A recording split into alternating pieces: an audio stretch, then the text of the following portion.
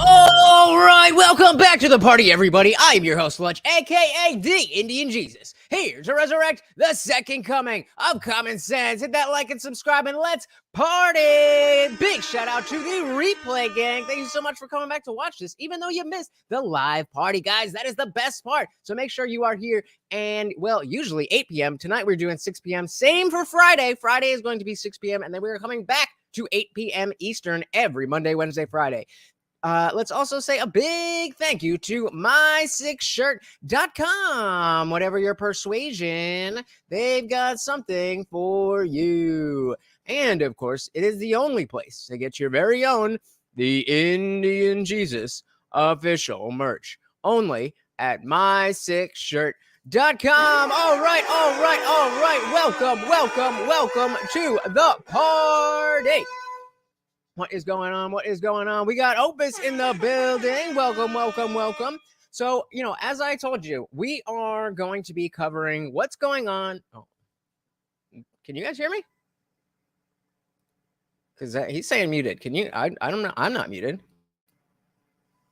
Yes, no? I'm just going to keep going. Yeah, that's you. That's you, Melody. Thank you. All right. Well, welcome, Bailey and Melted Mind Media and Ayush. Welcome to the party.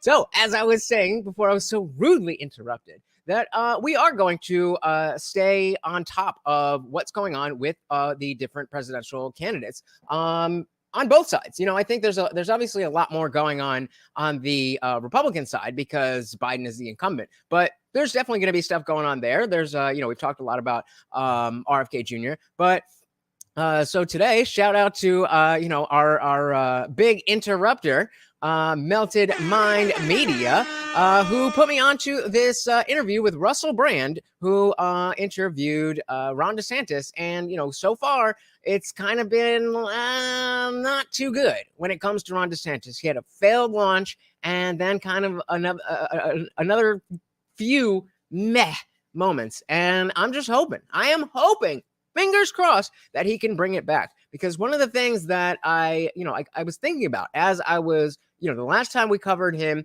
and then we were talking with him and Tucker, and then we went straight to Vivek and Tucker. And I'm like, this is so much better. But not that many people are getting that side-by-side comparison, and they won't until we get to the debate stage. So what I want to do as we're watching this is not so much just, see what do we think about this, but if we were not somebody who would watch a show like this or even a show like that, if you're just a random person on the street, what would you think of this? That's kind of where I want to be coming from. Shout out to Little Toes in the building. Welcome to the party. Said I prefer Trump for president. It would make things more intersecting or interesting. There we go.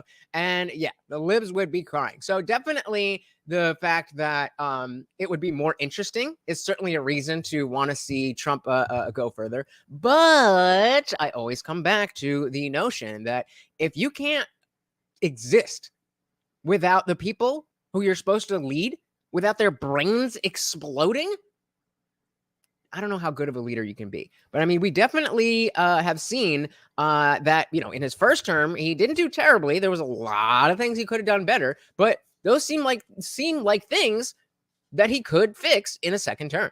So we know that that's the juggernaut. It's everybody else versus Trump. So let's jump in and see if Ron has any chance at all. As always, if you cannot hear the video, please do let me know. Great privilege of welcoming the governor of Florida and Republican presidential candidate for 2024, Ron DeSantis. And I've got a copy of The Courage to Be Free, Ron DeSantis' book, in my hand. Courage to Be Free. To endorse it by proximity and contact. Ron, thank you so much for joining us on Stay Free with Russell Brand. There he is. Well, thanks for having me, and thanks for plugging the book. Not everyone does that. I didn't even ask you to do it, so appreciate it. We're very professional here, and we're very grateful to have you on the show. Thanks for joining us. Thanks for supporting and endorsing Rumble, which, of course, has its home in the state that you are the governor of. Shout out to Rumble, and shout out to Daniel Cabrera. Welcome to the party. Said if DeSantis shows he has a pulse, maybe I'll change a bit of my mind. but I need to see some more passion and no more effing levers. I'm right there with you. I was just saying, I don't know if you heard me say it pop in, but I am trying to, kind of take this outside of my own perspective and see what is the average person going to think of DeSantis, the average person who didn't even listen to what Trump had to say because he was too brash. Those are the people that we want to see. What is their perspective? How are they saying? Hey, shout out to Unwanted Foe. Welcome to the party. Good to see you. Good to see you. Ron, when I was in Florida recently, I was struck by the amount of pride that Floridians have in their state. You appear to be universally endorsed by the population of Florida. I did stand-up comedy there. A lot of my stand-up was talking about measures taken in the pandemic where I live in the UK, and the broad and, I would say, spookily ubiquitous response to the pandemic in most places in the world, except one might contest in Florida. I mean, absolutely. He definitely was the pioneer in terms of, at least in America, of what is the right thing to do, not just what is the guy above me telling me what to do. Shout out to Kerm. Welcome to the party. Said Trump pretty firmly has my vote in the primary at this point. And that's a great thing to understand. You definitely want to know, okay, where do I stand right now? Because as things change, and things will change, then you want to understand, where you stood before and how that changes that position. Not, ooh, somebody said something I don't like, so let me react to that emotionally. But so that's a great way to put it. Welcome to the party. Guys, if I could ask a huge favor, can you just hit that like button? It's so easy. It's so free. And of course, I would do it for you. I'm sure that the sense of state pride that Floridians have is a source of great joy to you. I wonder how you came to the position of confidence in taking a stance that was antithetical to the stance taken elsewhere in America. Shout out to Well, Xander I'm glad Crew. you noticed that. I was born and raised in Florida, and while I've always loved the state, we didn't have the same type of pride growing up that, say, people in Texas have about Texas. And yet in the last few years, particularly since I've been governor, we've developed that pride. And I think a lot of it's rooted in the fact that we told people like Fauci to take a hike during COVID. I love that, how that's his version of talking tough. We told him to go take a hike. And again, bringing it back to the average person, 10 years ago, that was tough talk in politics. So again, I'm thinking, okay, if I didn't like Fauci, but I also didn't like Trump, then hearing in a very measured way, we're going to tell him to go take a hike. That's something that, would go far with me. Now, I would have much stronger words for Fauci, which is why that doesn't appeal to me personally. But again, that's, different perspectives. And so Ovis has a good point here saying, I've heard from half a dozen big podcasts that his staff never replies. They have tweeted damaging things. At this point, it's so bad, it looks like sabotage. And I didn't even think of that. But considering how bad it all really has been, I wouldn't be surprised. I wouldn't be surprised. This is definitely something we should keep a lookout for.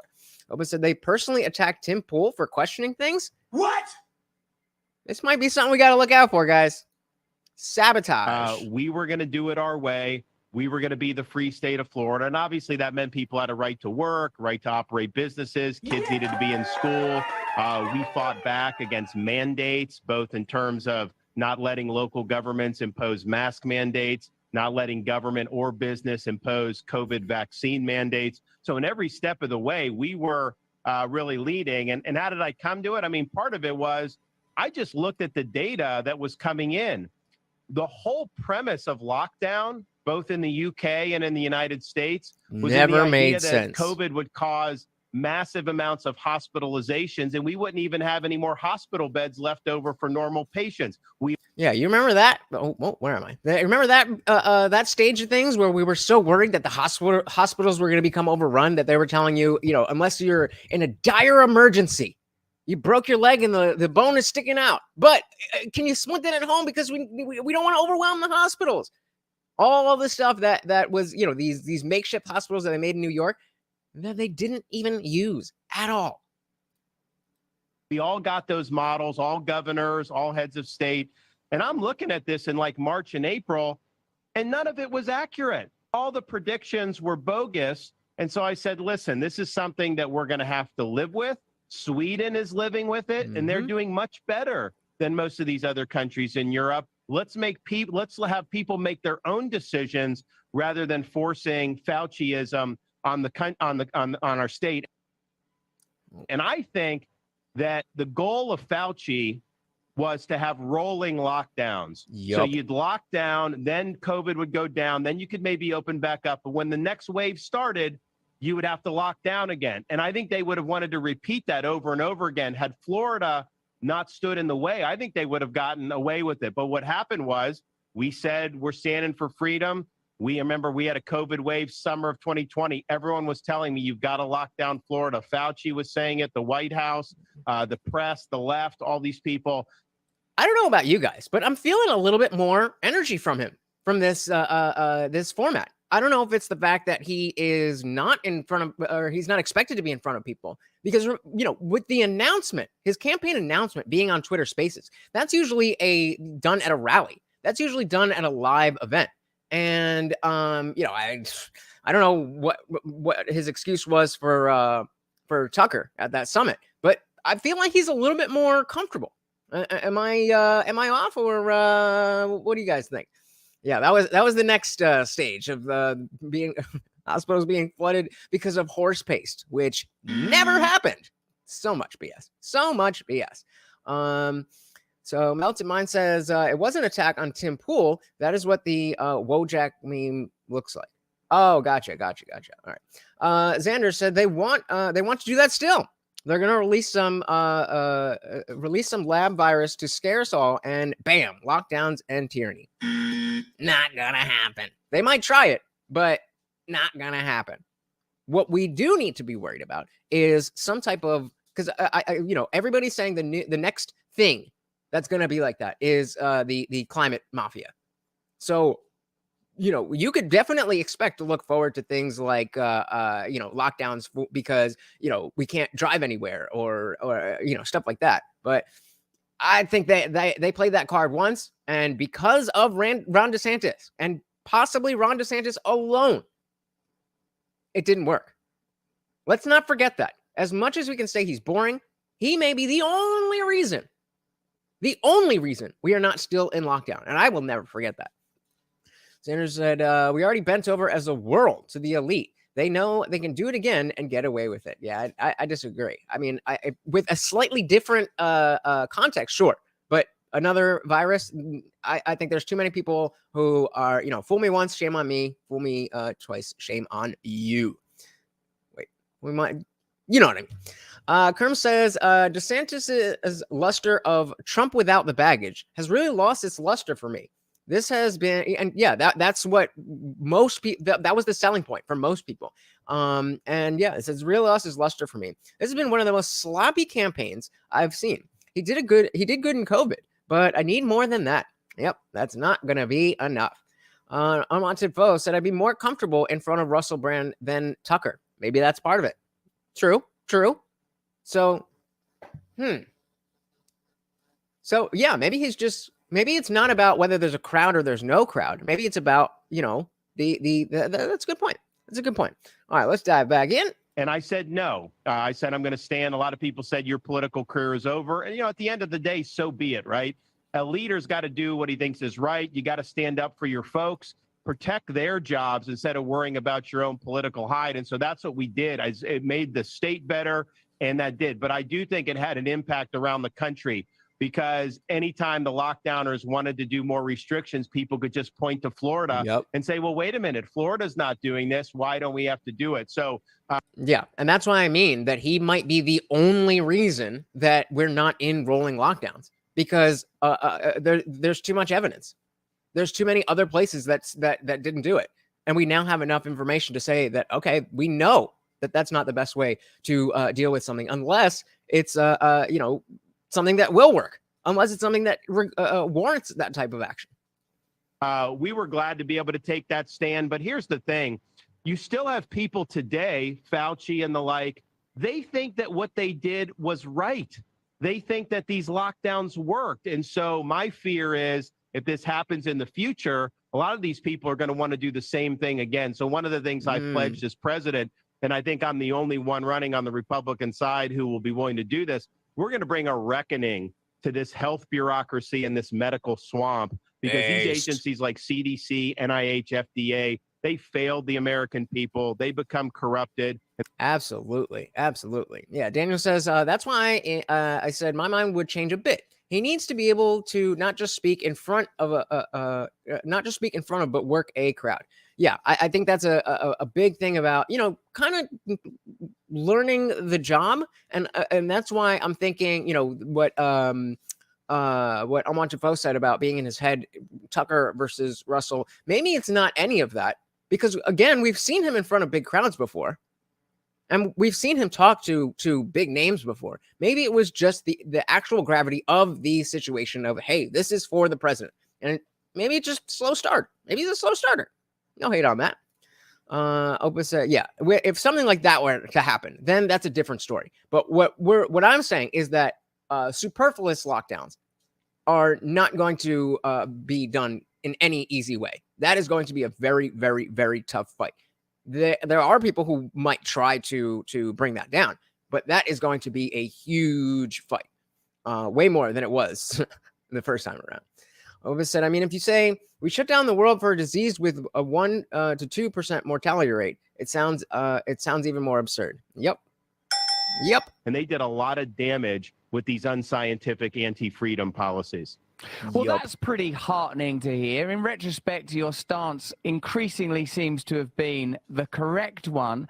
And that's interesting and exciting, in fact, to hear you talk about a reckoning.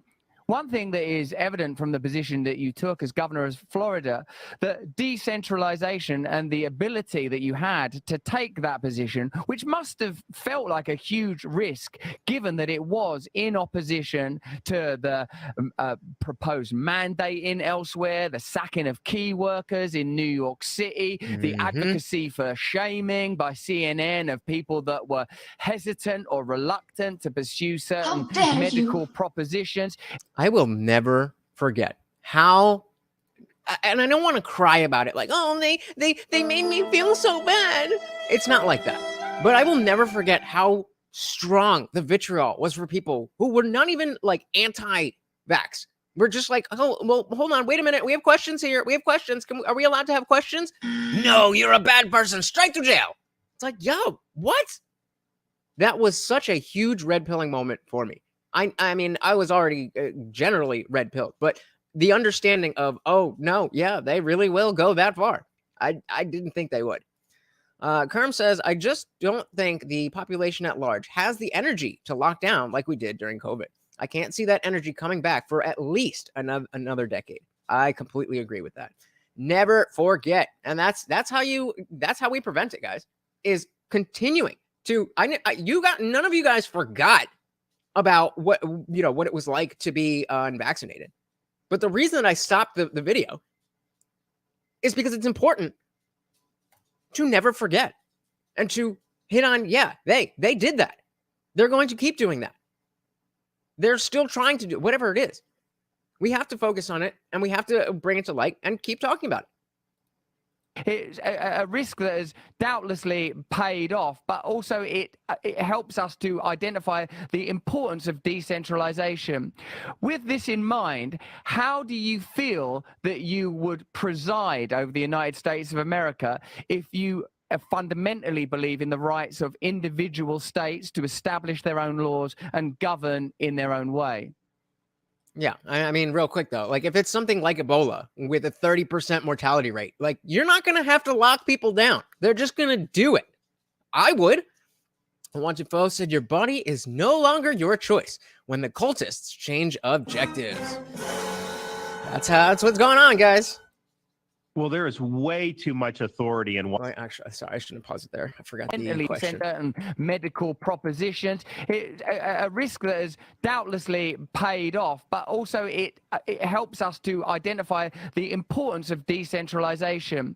With this in mind, how do you feel that you would preside over the United States of America if you fundamentally believe in the rights of individual states to establish their own laws and govern in their own way?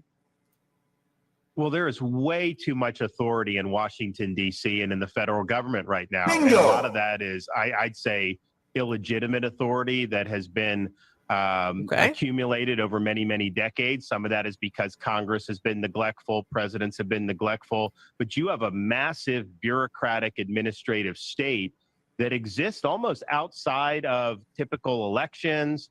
They exert power over the populace, regardless of the outcome elections. None of these people are elected, and they purport to tell us what kind of energy we can use, what kind of car we can drive, even whether potentially you're allowed to have a gas stove. And again, the point here is that this isn't something I didn't know.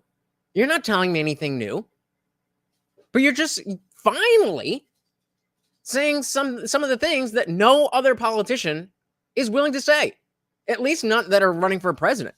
I put myself in a different perspective, but I really do feel like he's got a little bit more swag or something. He's got the riz, right? That's what the kids say. You know, in Florida, we made gas stoves tax-free because we believe that you should have the ability to do all that. So, wow, really? Oprah said New York is already outlawing the installation of any new gas appliance, including furnaces. What? How are you? Why? What?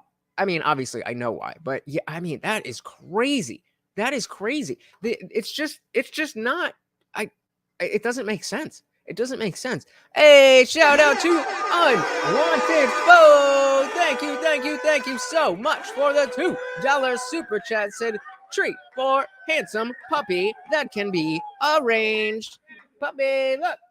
Yeah, there we go. Thank you. And of course, that makes you the new sponsor of the stream. Thank you so much, buddy. part of the project, I think, is to take power out of Washington and send it back to the states, the localities, and individuals. That means we need a radical reduction of the federal bureaucracy. We're going to tell our cabinet secretaries that they have to reduce the number of employees that they have inside D.C. By 50%.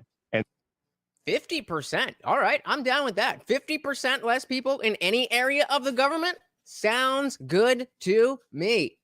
I was saying, sounds like DeSantis got a little bit of the riz going on today. Hey, shout out to Nick. Welcome to the party. So what have I not heard about here? Apparently DeSantis is finding his stride. Might be. Welcome to the party. Welcome. Morty looks hot tonight. He was baking out in the sun for a little bit. So yeah. Kerm says, remember guys, nuclear power bad somehow. So you got to give up your stove now. What? Pretty much. That's the logic. Oba said, I will be full in with the climate activists if they start pushing clean, safe nuclear as the #1 mitigation to climate change. I will grab the climate sign and join them. But as Kerm just said, that's not how it works. Of course not. But I agree. If we're gonna start going strict nuclear, I'm down. Let's do it. And that's going to probably be the biggest reduction in power in Washington in modern American history. But we cannot go down the road of letting more and more power consolidate in Washington, D.C. Part of the reason is the founders never wanted to have consolidated power like that because they understood that's a threat to freedom. You also have another problem that the ruling class in D.C., they get almost every major issue wrong. And so these are the last people you would want to surrender judgment and freedom to. They're going to lead us down the road to ruin. So we've got a lot of work to do. But at the end of the day, part of the reason we've been successful in Florida is we fought back against the federal government. And for example, when the federal government tried to impose the COVID-19 vax mandates on the economy, you had one through the main economy, which we fought back and won. Then they did one on the medical personnel, nurses, who a lot of these nurses had COVID. They didn't want to take the vax. And so we called the special session of the legislature. We said, you don't have to do it in Florida. Federal government said, well, we're telling you you have to. And we said, go pound sand. We're not going to cooperate. So the federal government fined us $2 million. But you know what? We saved the jobs of tens of thousands of people throughout our state. And so there's a lot you can do when you just stand up to these people to do what's right. But there's no question that there's too much power in Washington, D.C. I think I figured it out, guys. I think I figured it out. He's just a little bit long-winded. If you have the energy like a Trump, then you can talk and talk and talk and talk and talk. But when you're when you're a lower energy individual, and I'm not trying to Jeb Bush him, but it's just very obvious that Trump is a high energy guy. If you're not that, then you need to be a lot more succinct. Because that was the longest clip that we've played so far. And I kind of lost him at the end. I'm just saying. And yeah, Daniel's saying he's speaking better, but I don't hear passion that can combat Trump. He needs to be able to speak on a level that will counteract anything that Donald could bring in. I'm just not hearing it. Yeah, I agree with you. I think he, in these short bursts, if he can push out a nice sounding soundbite, it sounds good and it does well. But those are fewer and further between than I would hope for him. Nick said nuclear is too efficient. That's why the government is against it. Bingo. Pretty much. Shout out to Zubita Strange in the building. Welcome, welcome, welcome to the party. Said Ron is still a lesser evil. Well, they all are, really. They're all, I mean, they're certainly not the most evil, but they're definitely not evil. You know what I mean? 2 million well spent on what was that? Oprah said Mitch McConnell stroked out. What? Oh my goodness. Well, hopefully he's doing all right. We don't like the guy, but let's just say, let's just say we hope he's all right. For sure. Tony's had a stroke. So yes, I banned Little Toes, or not Little Toes. I banned Saint Michael from the Discord. He was unfortunately spamming and making it a not so fun experience for everybody else. And I thought a lot about it because I wanted to have a free speech, unfettered free speech platform. But I was a little naive in thinking that, I could trust everybody to do that. So, I mean, it's not like I'm going to be jumping in everybody's conversations now, but, if somebody's disrupting, then, he had to go. But that's all for Discord stuff. Join for free. Ayush says, wait a minute. Can you put fines like that on a state for not following federal guidelines? I don't see why not. I don't see why. You should be able to. No? I would assume that there's definitely things that that the state government has to do to report to the federal government. And if it doesn't, then there has to be some type of penalty of some sort, right? Little Toes says, I thought nuclear was bad because it's dangerous. Well, it is dangerous, but it's not as dangerous as they make it seem. It's not like you do nuclear and you're going to have Chernobyl. It's just as long as you put the time and money and resources into it to be safe in the first place, then you have a much longer term solution than using all the fossil fuels to build a bunch of solar farms or wind farms that aren't going to last long, and then you need more carbon to fix them, and it's just making the problem worse. Zibby said, I find it hide. I take two.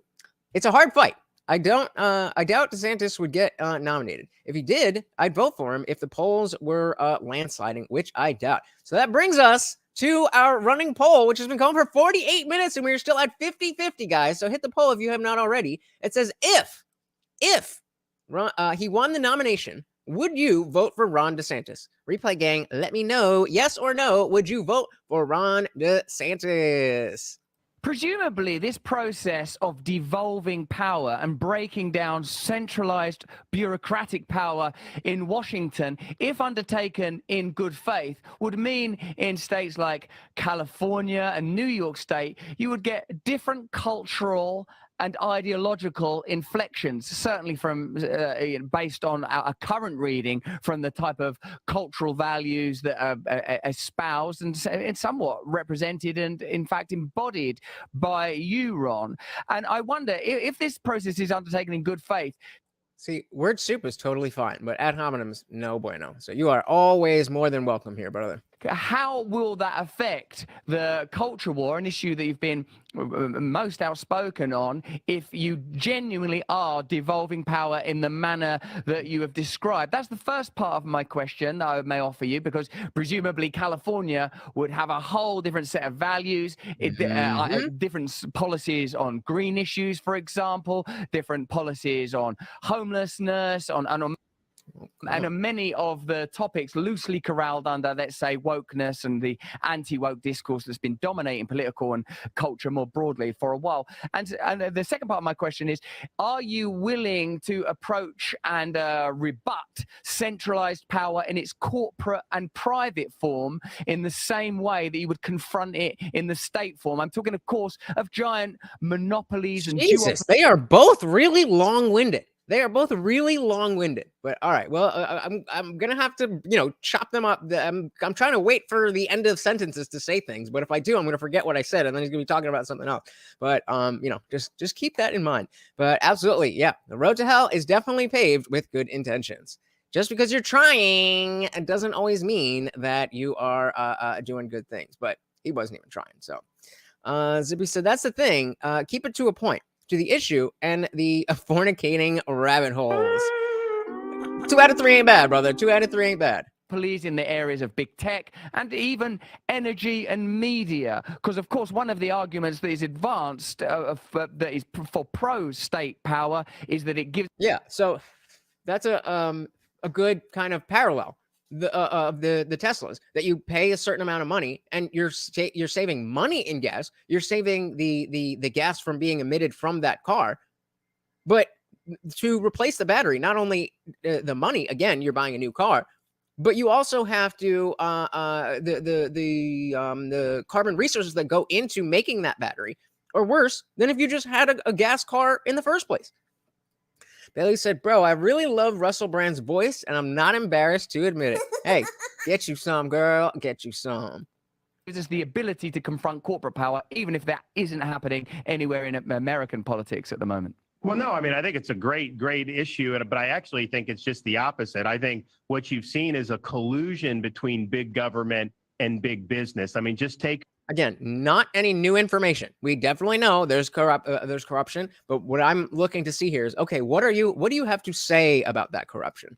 Ayush says, with the proper safety precautions, nuclear is the safest and efficient form of energy. Solar production is safe, but extracting heavy metal is unsafe. Coal is worst, and oil is second.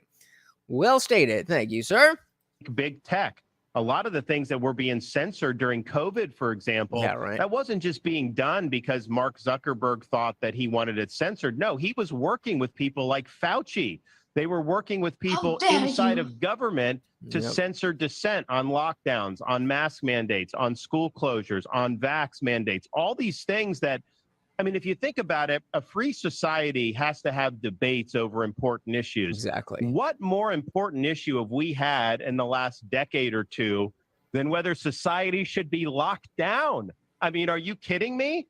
Again, I would love a better delivery there, but absolutely a brilliant point that we have to be able to have these discussions, and we have to be able to figure out what it is that we think, what it is that we want to do. And if we can't, then we're not going to have the right plan of action. And if we're shutting down conversation, whether it has to do with the vaccine or the lockdown, or whether it has to do with nuclear versus solar and stuff, we need to be able to have those discussions. But there's a certain there's a certain answer, or at least a certain frame of answers that you're allowed to have, and anything outside of that is no bueno. You're just not allowed. You're just not allowed. Opus said they're developing nuclear reactors that fit into a semi-truck. Wow, there you go. I mean, and technology is exponential. So all the fears that we have about, what could go wrong, they're legitimate fears. I mean, Fukushima was not that long ago, and it still has effects today. But that's it.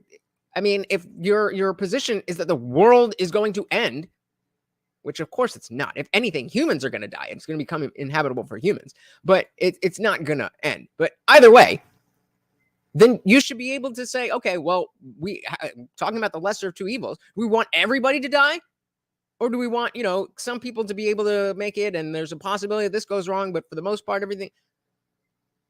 There's no easy answer to any of this, but that's how they operate. And that's why everything that we try to propose is wrong and bigoted and this and that, because it's not perfect. And they didn't want to have that debate. So I actually never think do. that, yes, obviously, when there's less power in Washington, individual states, though, they have certain powers to make different decisions. But I do think if we break up the relationship between big government and some of these big monopolies, particularly in the tech sphere, I think that's actually going to have universal benefit throughout the country, because there's going to be more ability to speak freely. You're not going to have Uncle Sam with its thumb on the scale. And let's just be clear about this. The federal government could not censor you and say you can't say something about, say, lockdowns. That would violate the First Amendment. Everybody knows that. But they can't subcontract out that to a private entity and have the private entity do what the federal government couldn't do directly. What? See, he lost me. He lost me. I'm like, okay, yeah, the government is stepping on your First Amendment right. What they can't do is... What?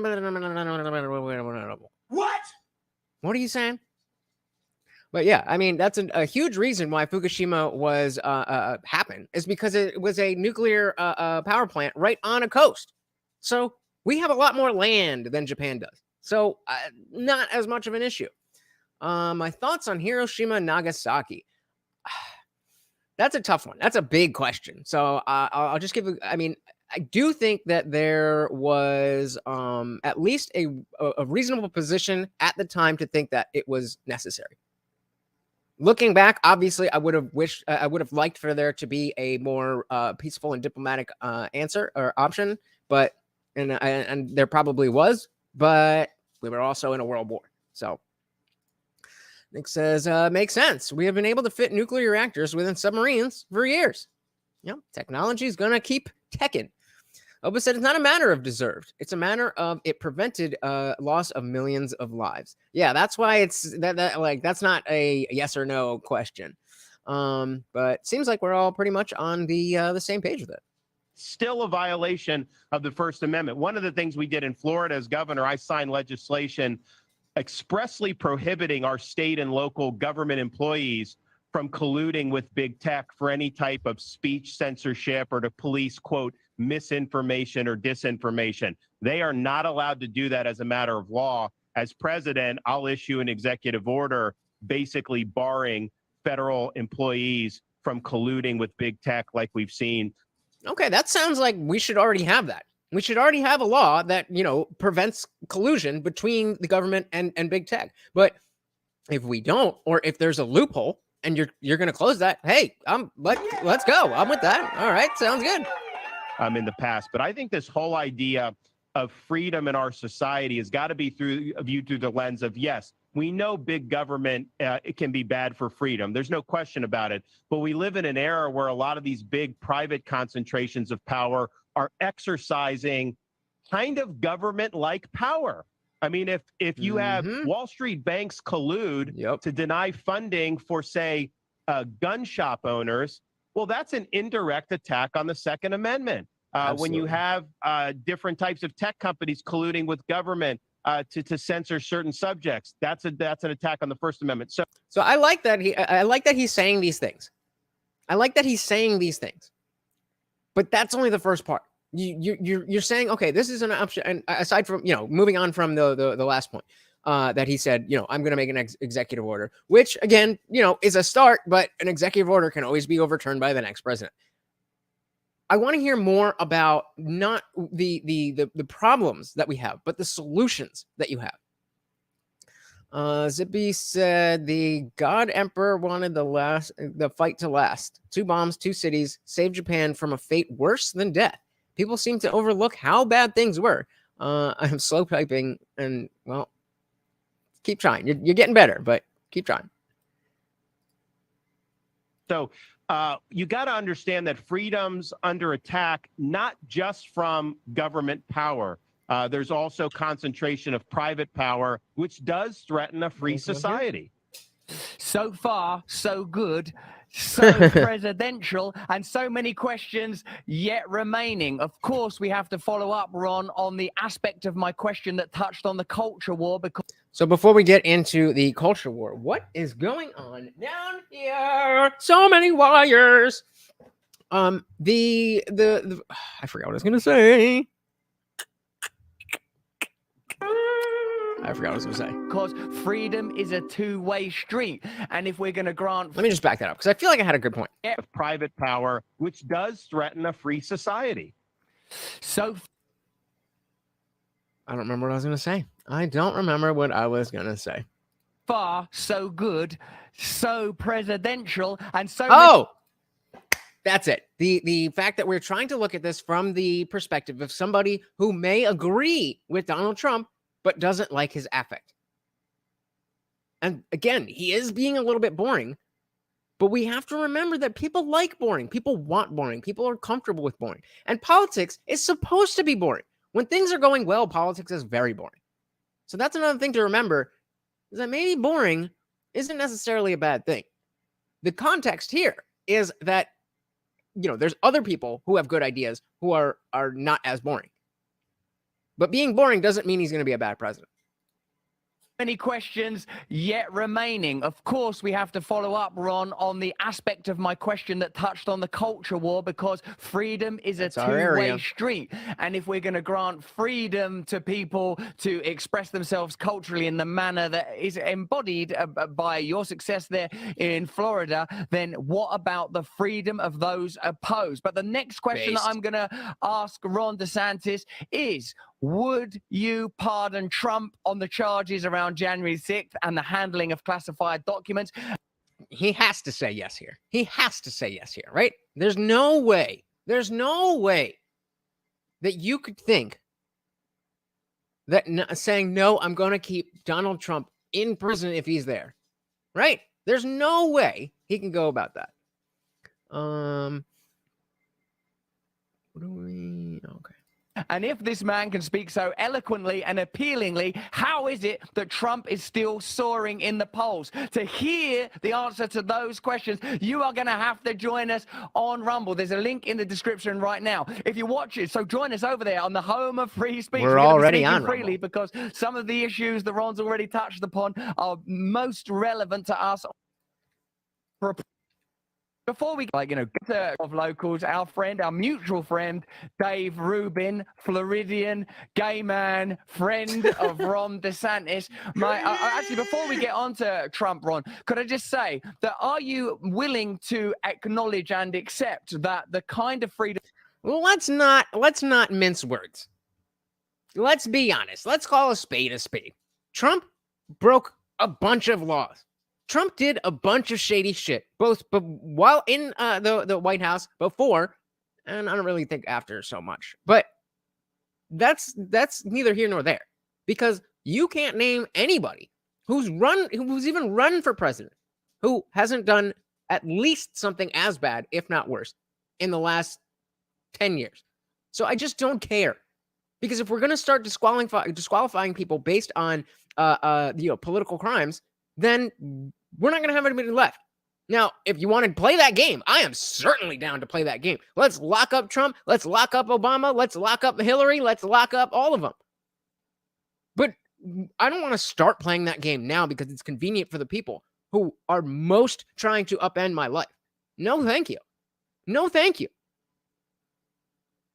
Trump definitely did a lot wrong. But it's just not the same as bombing an American citizen. It's not the same as I mean, we could go down the list. It's just it's not I'm not gonna trigger me a little bit. You trigger me a little bit. Yeah, Bush too, exactly. Half Americans disagree. Yep. And yeah, exactly. That's exactly what I was talking about. Obama bombing the kid. Not shady enough to get convicted, though. That's the point. If they cannot convict, there's no point. But that's my point, is that this is a bad. I agree with you. This is the way that it works, but this should not be the way that it works. If you break the law, you should have to deal with the consequences. But since we're playing this game where presidents don't have to pay those consequences, this is not a good time to start. Both because of my personal my personal agreements or disagreements with the individuals involved, and it's also the country is in disarray. Not a good time. When things are chill, when things are going fine, then maybe we could talk about, okay, did you have some financial crimes while you're in the White House? Maybe we should talk about that. But right now, we're on the verge of World War III, and the country's ripping itself apart. So maybe financial crimes by presidents and only one president, maybe that's not something we need to be focusing on right now. Just my humble opinion. Nick says, my grandpa was in the first group of Marines sent to Nagasaki. Oh, wow. After the bomb was first sent to Nagasaki after the bomb was dropped. It was the worst thing he ever saw, but he knew the alternative was worse. Minimum of millions more dead. Yeah, well, shout out to your grandpa and any other Marines, but definitely, I mean, things people don't think about how bad war can get. Shout out to the Real Tech, says Vivek 2024. I am down with that. If that can be my vote, I absolutely 100% without question will vote for Vivek Ramaswamy in 2024. Welcome to the party, the Real Tech. Zibby says, well, it's more of an issue of finding the info and evidence. It's hard for governments to find government at fault. I agree with you. I'm just saying, if we're going to start prosecuting presidents for presidential type crimes, this is not a good time. If you want to do it, then we have a lot of other people than Trump to go after. That's all I'm saying. That you're talking about, and of course it's telling that the example you use is like, gun shop owners. Like, would you, as president, a president that's looking to decrease state power, recognize that in states that are conventionally more aligned with liberal values and even the kind of woke values that you have publicly condemned, would they have the right to pursue policies in those areas? Would they be granted the same freedom that you have demanded and exhibited in Florida were you the president of the United States? See, here's why this is an easy question. It's an easy question because we have better ideas. So let them say whatever they want. If we're all willing to listen to each other, then yeah, you could say whatever idea you think is right, and I'll just combat that if I think it's wrong. That's why this is such an easy question.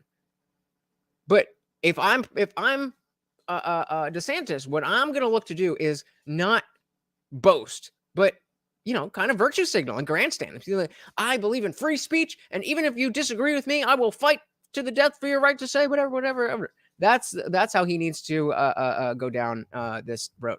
Opus said, if I could wish one thing for 2024, it would be that the election would be between Vivek and RFK Jr. Bruh, that would be an election. That is, if we had ranked choice voting in the primaries, we absolutely would have Vivek versus RFK. Opus continues, I think that would be the best thing for the country. Completely agreed. Completely. All right. We will end the poll at 53% for no. The question again was if he won the nomination, would you vote for Ron DeSantis? So this is we got numbers up there. I'm not just ending it because Daniel asked me to. But that's very interesting, guys.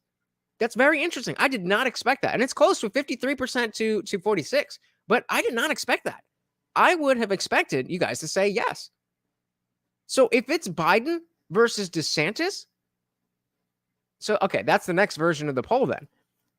If it's Biden versus DeSantis, what do you do? Biden, DeSantis, or abstain. All right, that's interesting because if you're that's really interesting that you guys wouldn't vote for him because then Biden's gonna win or whoever else they put out there. Ayush says, good point that you brought Vivek. He's talking pardons all around. There you go. He wants to let the truth out, but not persecute political opponents. Biden and Trump alike. That's a forward-looking vision I can support. Completely agree. What's not fair? What are we talking about?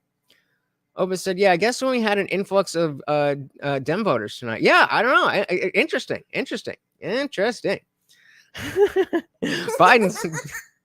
Biden's got a little toes vote.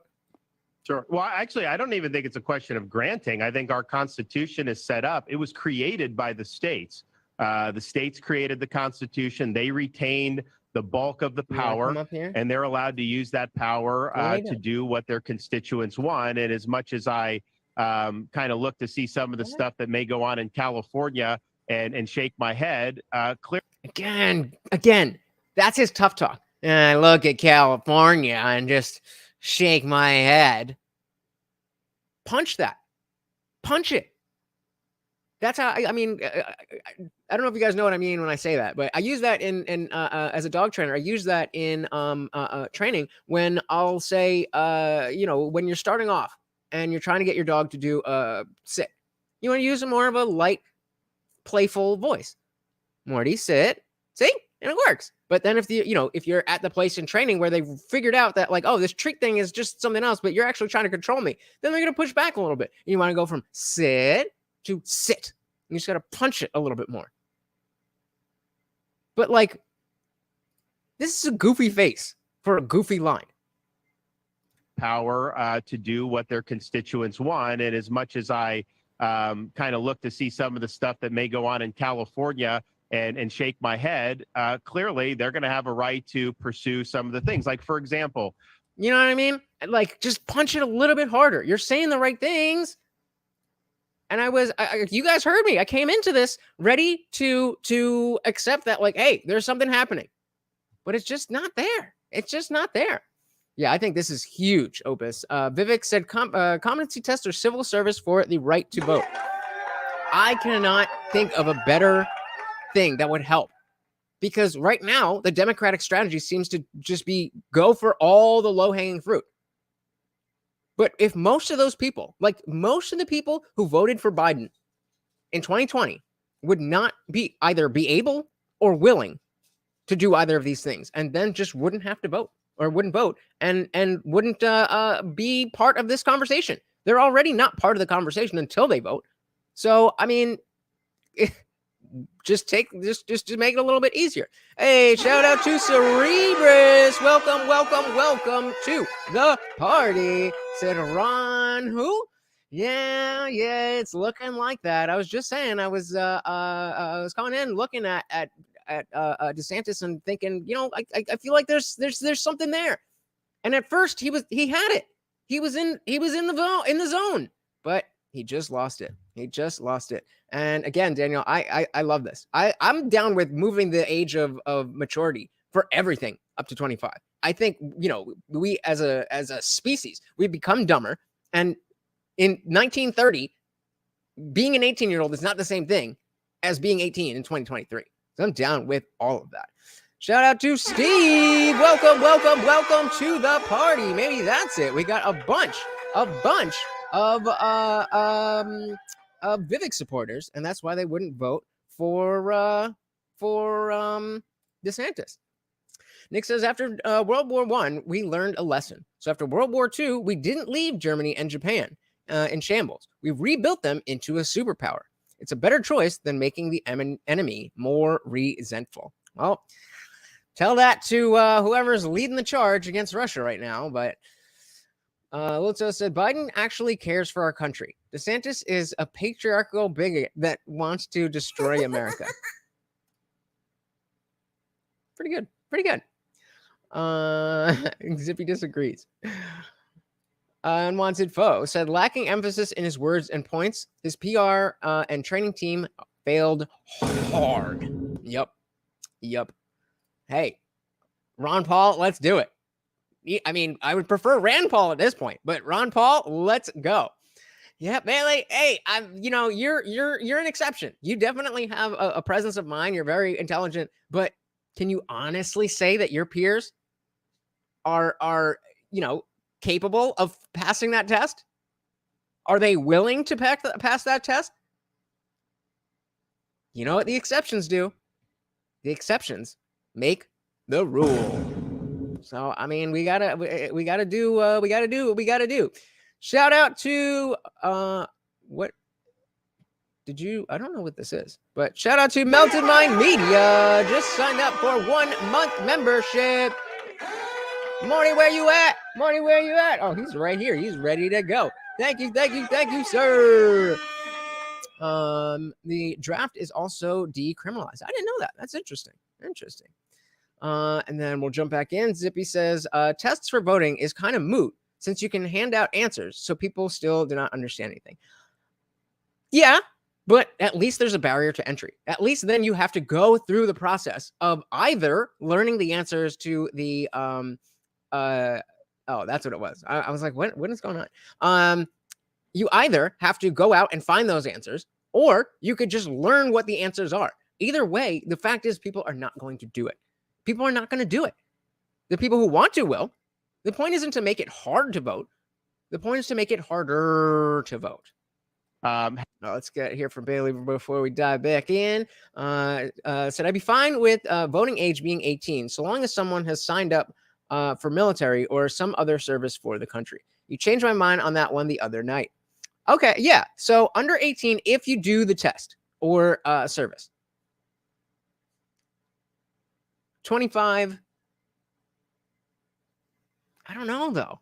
I don't know.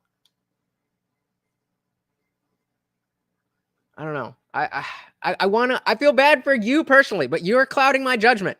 No, I know that you're an intelligent person, but 25 is 25. Let's do it. And there we go. But you're right. Most of my peers should not be able to vote. So you almost got me, though. Pulling at the heartstrings, Bailey. You almost got me. But I'm staying strong. 25 to vote, 25 to drink, 25 for any of that other stuff. Steve said Ross Perot because he had a good plan, or Ron Paul because the dude has a great integrity and good policy. Yeah! I'm down with that. I am down with that. Big shout out to Cerebrus for the $1.99. No question, no comment, just pure love of the game. Thank you so much. I'm going to pull these down. And another one from Melted Mind Media. Look at him. He's so excited. He's so excited. Here, come over here. There we go. Now everybody can see your pretty face. There we go. Thank you so much, guys. Very, very, very much appreciated. All right, let's back this up a little bit and see where we are. States, were you the president of the United States? Sure. Well, actually, I don't even think it's a question of granting. I think our Constitution is set up. It was created by the states. The states created. Oh, my apologies. Cerberus. Thank you. Much appreciated. The Constitution, they retained the bulk of the power, and they're allowed to use that power to do what their constituents want. And as much as I kind of look to see some of the stuff that may go on in California and shake my head, clearly they're going to have a right to pursue some of the things. Like, for example, how they handle their energy situation. I think it's a mistake. You have rolling blackouts. You have all these problems. I think they're putting ideology ahead of sound science, but nevertheless, if people don't like that, they can vote in a new government. They can vote them out of office. So that's just the nature of a federalist system. We understand that there's 50 different states. We say it's a laboratory of democracy. I would point out, though. Yeah, you're right. I got it. I got it all corrected. And even though it was $1.99 and you guys gave the $2, I figured let's have a party down in the banner. All three of you sponsors of the stream. Thank you to Melted Mind Media.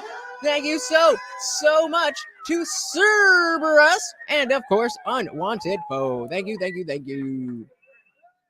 Oh, okay. I thought my button wasn't working, but it's my internet. So that the people are leaving those woke states and they're migrating to states like Florida who are doing it differently. So I think in terms of the experiment of people voting with their feet, the results of that have been very, very clear. They're choosing Florida above all else. They're choosing Texas, Tennessee. Well, and Daniel brings up a good point about not making it hard to vote, but to make people just have informed decisions.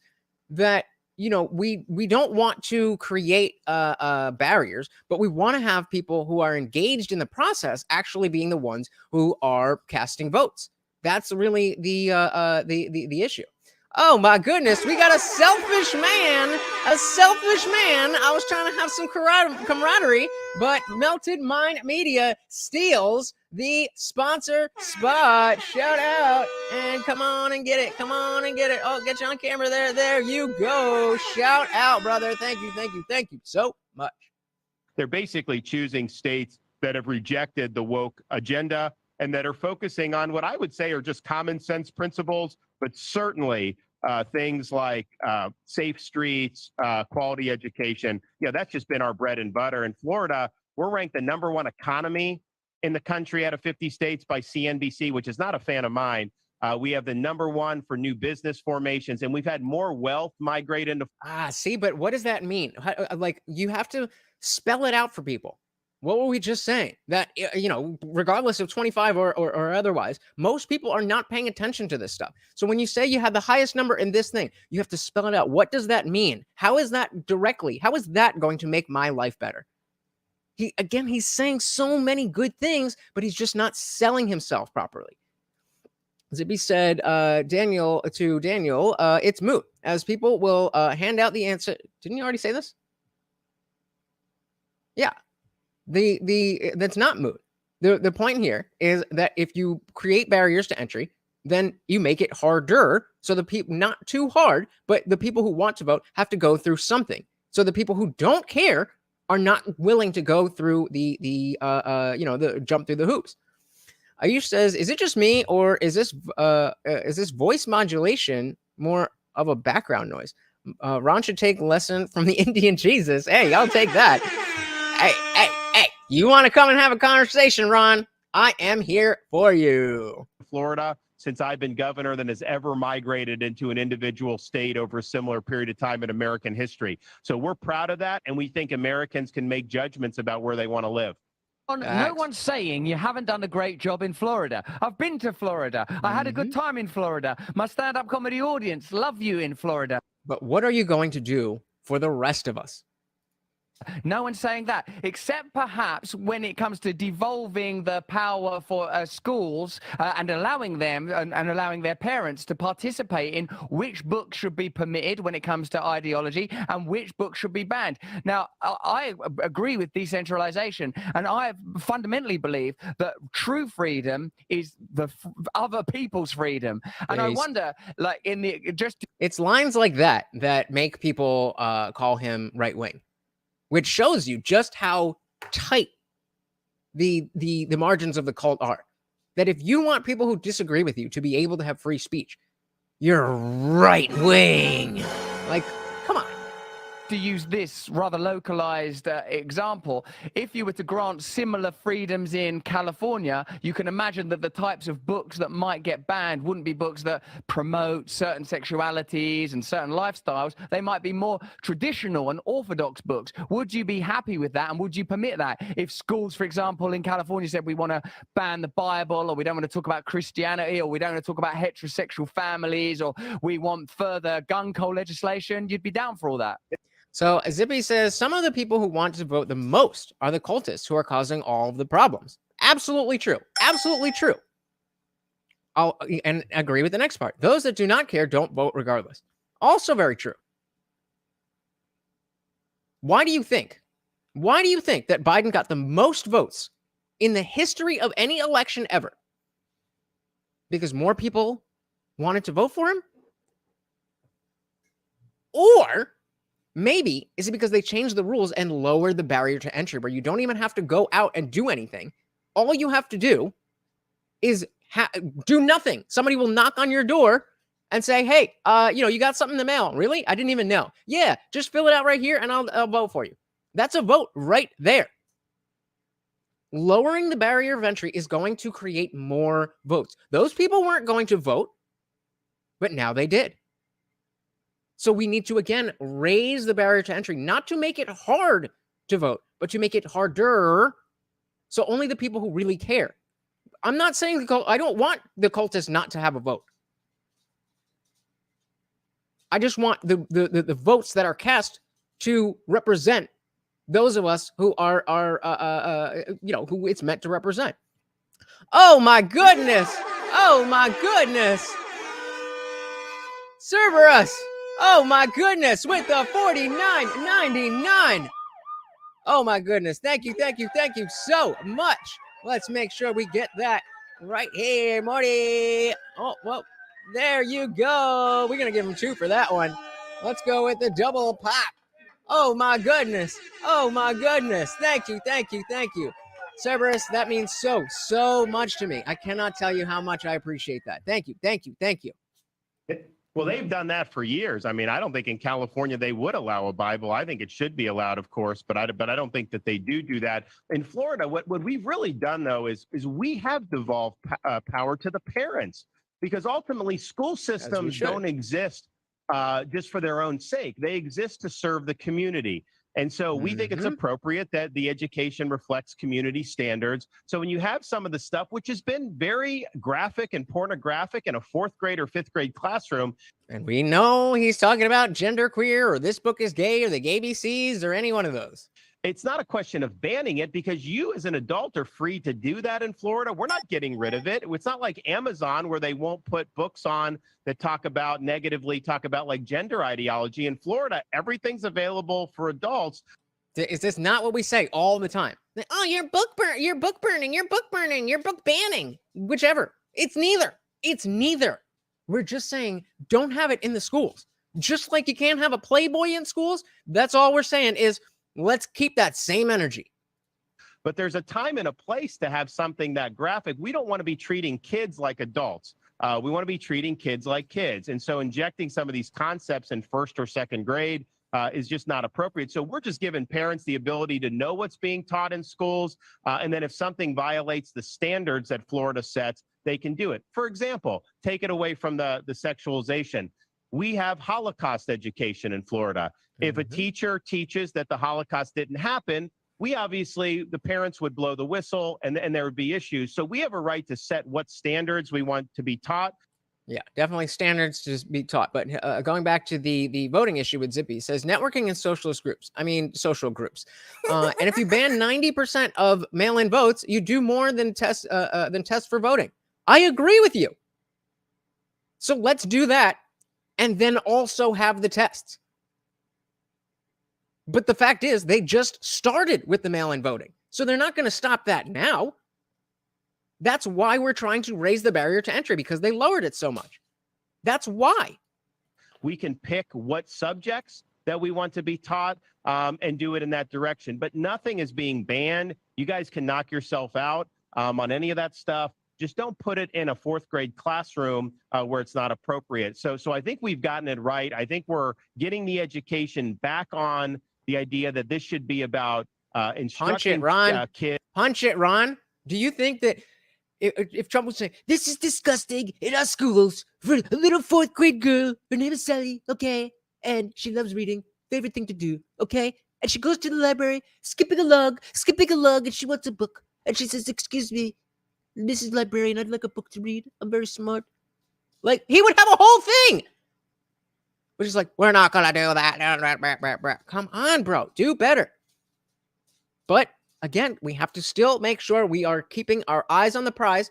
And people like Opus's mother, all due respect, you put her out there. I'm not calling out your mom. I'm just responding to the comment. People believe he's not just banning, but burning books. And so even if we, as people who are a little bit more in the weeds, know that that's not the case, even if we in the weeds know that the things that he's saying, we can hear from other people and, it'll be more entertaining. Maybe, just maybe, for the people who are, I don't know Opus's mother, but I assume she's a lovely woman. I assume most people like that want to have the correct opinion, but they just can't hear it through the voice of a Donald Trump. Am I wrong? Is there nothing there? Let's go to the poll. So we did the original poll saying if DeSantis won the nomination, would you vote for him?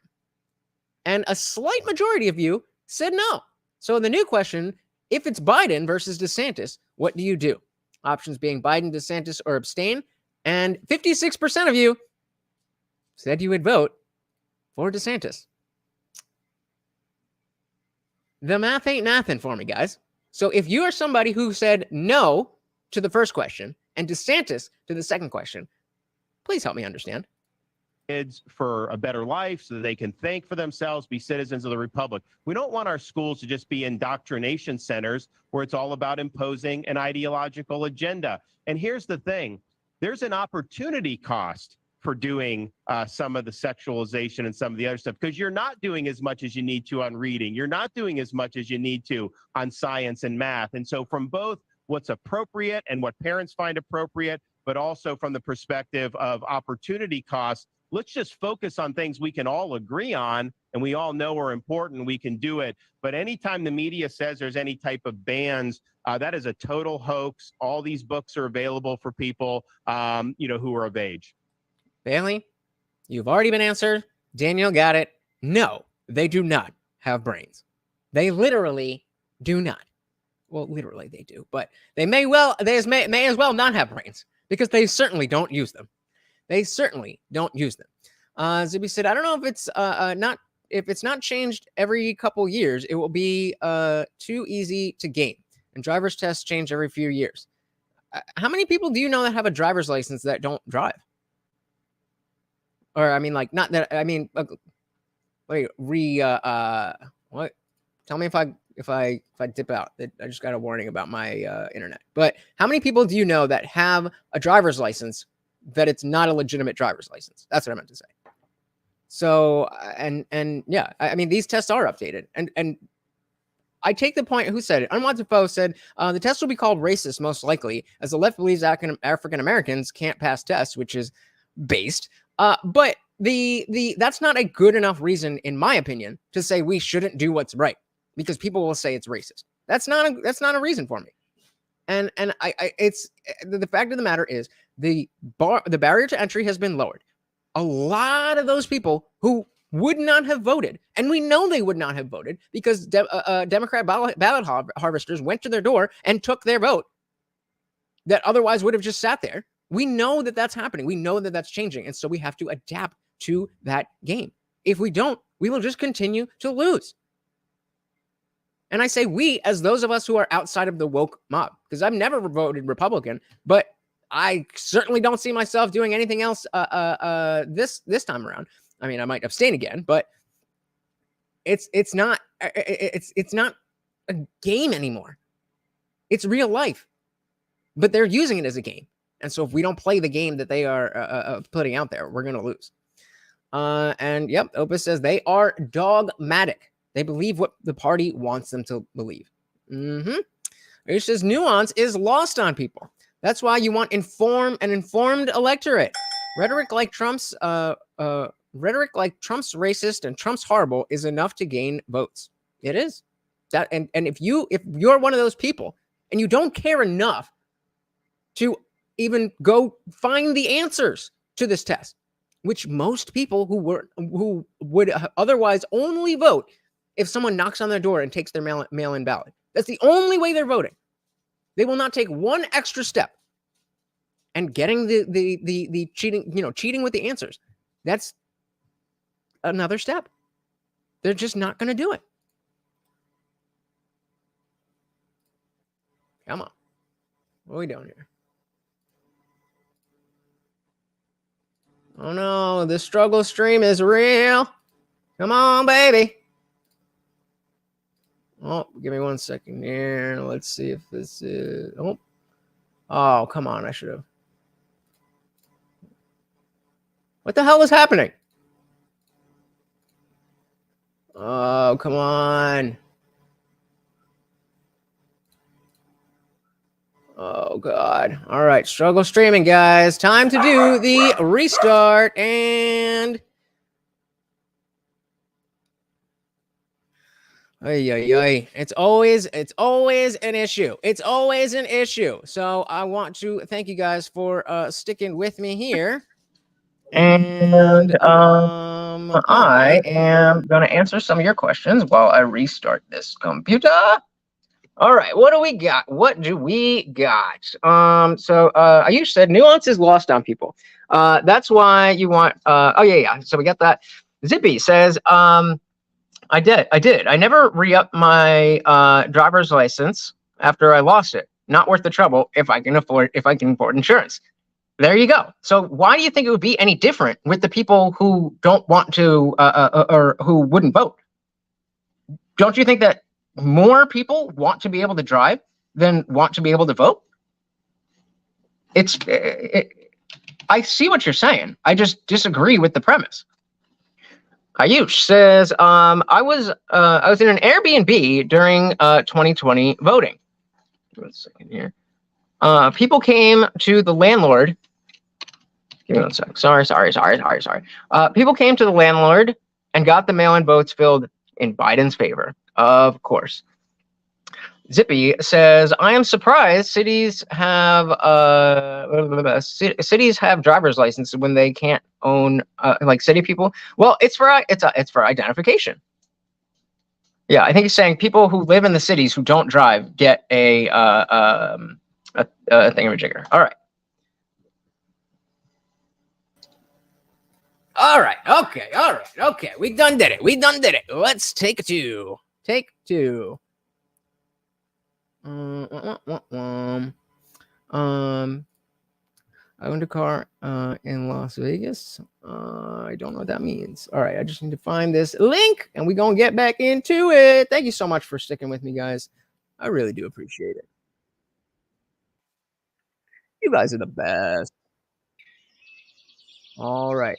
Or to the parents, because ultimately school systems don't exist just for their own sake. They exist to serve the community. Yeah, and so we think it's appropriate that the education reflects community standards. So when you have some of the stuff, which has been very graphic and pornographic in a 4th grade or 5th grade classroom, it's not a question of banning it because you as an adult are free to do that in Florida. We're not getting rid of it. It's not like Amazon where they won't put books on that talk about like gender ideology. In Florida, everything's available for adults, but there's a time and a place to have something that graphic. We don't want to be treating kids. I mean, kind of, but I get what you're saying. Like adults. We want to be treating kids like kids. And so injecting some of these concepts in 1st or 2nd grade is just not appropriate. So we're just giving parents the ability to know what's being taught in schools. And then if something violates the standards that Florida sets, they can do it. For example, take it away from the sexualization. All right, there we have go. Holocaust. So that's where we were. We are back. I got everything set up. Thank you so much for hanging out with me. Make sure we're good there. We are good there. Steve says, isn't there an upgraded license you can get for easier air travel? Yeah, that's the real ID. I don't know exactly what it is, but I just had to renew my license last year, and I was like, I don't know what that is. I'm not doing that. I'll bring my passport. I'll do whatever I got to do. Yep. I was like, nope, not doing that. And so, I mean, I guess I'm going to be one of the last people who's going to have a real ID because in December, this was in December. So I was one of the last people because as of this year, I believe you have to do it. Yeah, that's right. They're coming after me. Zippy says, as long as it's not easily gamed. Oh, Zippy. Oh, man. Zippy, it's all gamed. It's all gamed. It all is a game. It's all a game. That's the whole point. Them lowering the barrier of entry by doing the mail-in ballots. That is them playing the game. Us wanting to have tests and or service for civil citizenship or voting rights. That's us playing the game. But it's all easily gamed. Somebody will figure out a way around this. Someone will figure a way around that, and then we come up with something better. It's a constantly moving thing. Education in Florida. If a teacher teaches that the Holocaust didn't happen, the parents would blow the whistle and there would be issues. So we have a right to set what standards we want to be taught. We can pick what subjects that we want to be taught and do it in that direction. But nothing is being banned. You guys can knock yourself out on any of that stuff. Just don't put it in a 4th grade classroom where it's not appropriate. So I think we've gotten it right. I think we're getting the education back on the idea that this should be about instructing kids for a better life so that they can. Yeah, but the point that, again, I'm not hearing him hit home is that not that this is so bad, but the effect that it's having on the children. You started by saying it was a 4th grade girl or whatever, but you have to tell a story. You can't just list things. This isn't, I mean, as much as this is a job interview, it's not a typical job interview. And just listing your accomplishments is not enough. You have to get us a little bit more. And so again, if I'm thinking of the average person who is not in the weeds of politics, I hear him talking about all this stuff, and I could see how the default liberal person who is inundated with propaganda that he's a racist, that he's burning books, that he's anti-LGBT, that when he says that, yeah, we're not going to do that, without telling the story, without evoking the emotion that all of us feel when we understand the issue, he's just missing those parts. He's missing those parts, and those are crucial. Steve says, I'm looking up the deadline was extended to May 2025. Air travelers will need to update the license to fly in the U.S. How long is I don't know how long a Jersey license is good for, but certainly longer than 2 years. I'm a fight that tooth and nail. I don't be flying that much anyway, but we'll see. Yeah, that's the question. Is that for U.S. travel or international travel? Because if but that's only flying though, right? It's not just travel. Yeah, air travelers. Yeah. Okay. Because when you're saying stuff like this, I'm thinking like, driving or trains. That would be wild, but wouldn't surprise me. Think for themselves, be citizens of the republic. We don't want our schools to just be indoctrination centers, which they are now, where it's all about imposing an ideological agenda. And here's the thing. There's an opportunity cost for doing some of the sexualization and some of the other stuff, because you're not doing as much as you need to on reading. You're not doing as much as you need to on science and math. And so from both. Yeah. Anytime that you're spending, and again, package this better. Instead of your child learning how to do chemistry, instead of your child learning how to do 2 + 2 = 4, they're teaching your child how to suck dick. Okay, maybe that's a little bit too far for the Trump without the baggage, but punch it. It's not that hard. You said can't be for international. Only passport plus real encryption is for real ID is U.S. propaganda. So we're getting some interesting. So you definitely don't need a passport to travel within the U.S. But I'm asking about the real ID. Are you going to need the real ID to fly from New York to Florida or something like that? That's what we're talking about. So Steve said deadline was extended, but after May 2025, if you don't have a real ID, then you're probably going to need a passport instead. Because you won't need a passport to travel, but you'll need the real ID. So if you don't have the real ID, the passport will be the only thing enough. It's a game of constantly moving goalposts. Bingo. The waste is worth it to load balance voting. Overthought the waste of it. Probably have an amendment though. Daniel said, I would love it if Congress and the Senate would start making amendments again. Yeah, imagine that. Not being ruled strictly by executive order. That'd be fantastic. Daniel goes on to say, that's exactly why I was going to be upset, Melton. Yeah. Melton My Media says, no, real ID confirms you have a passport.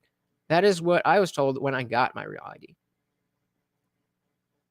Yeah, so if I have the regular non-real ID license that is not expired to travel within the U.S., then I'm going to need a passport because I don't have a real ID. And they're saying as of May 2025, you will need a real ID. You got to be sure what's appropriate and what parents find appropriate, but also from the perspective of opportunity costs. Let's just focus on things we can all agree on and we all know are important. We can do it. But anytime the media says there's any type of bans, that is a total hoax. All these books are available for people. Let's just take a little diversion here. This just happened. Cooperation and a string of. This sounds really bad, so I'll be quiet. I want to turn it up. Holy shit, this is scary. He looks like he's dying, like right now. Holy shit. Is anyone like, dude, you all right? Yep. Holy crap. Anything else you want to say? Or should I just go back? You want to say anything else? He has no idea what's going on. Whoa. Let's go back. Go ahead, John. He has no idea what's going on. That's terrifying. And you can hear him in the beginning, he's talking, and then it just stops. Cooperation and a string of And then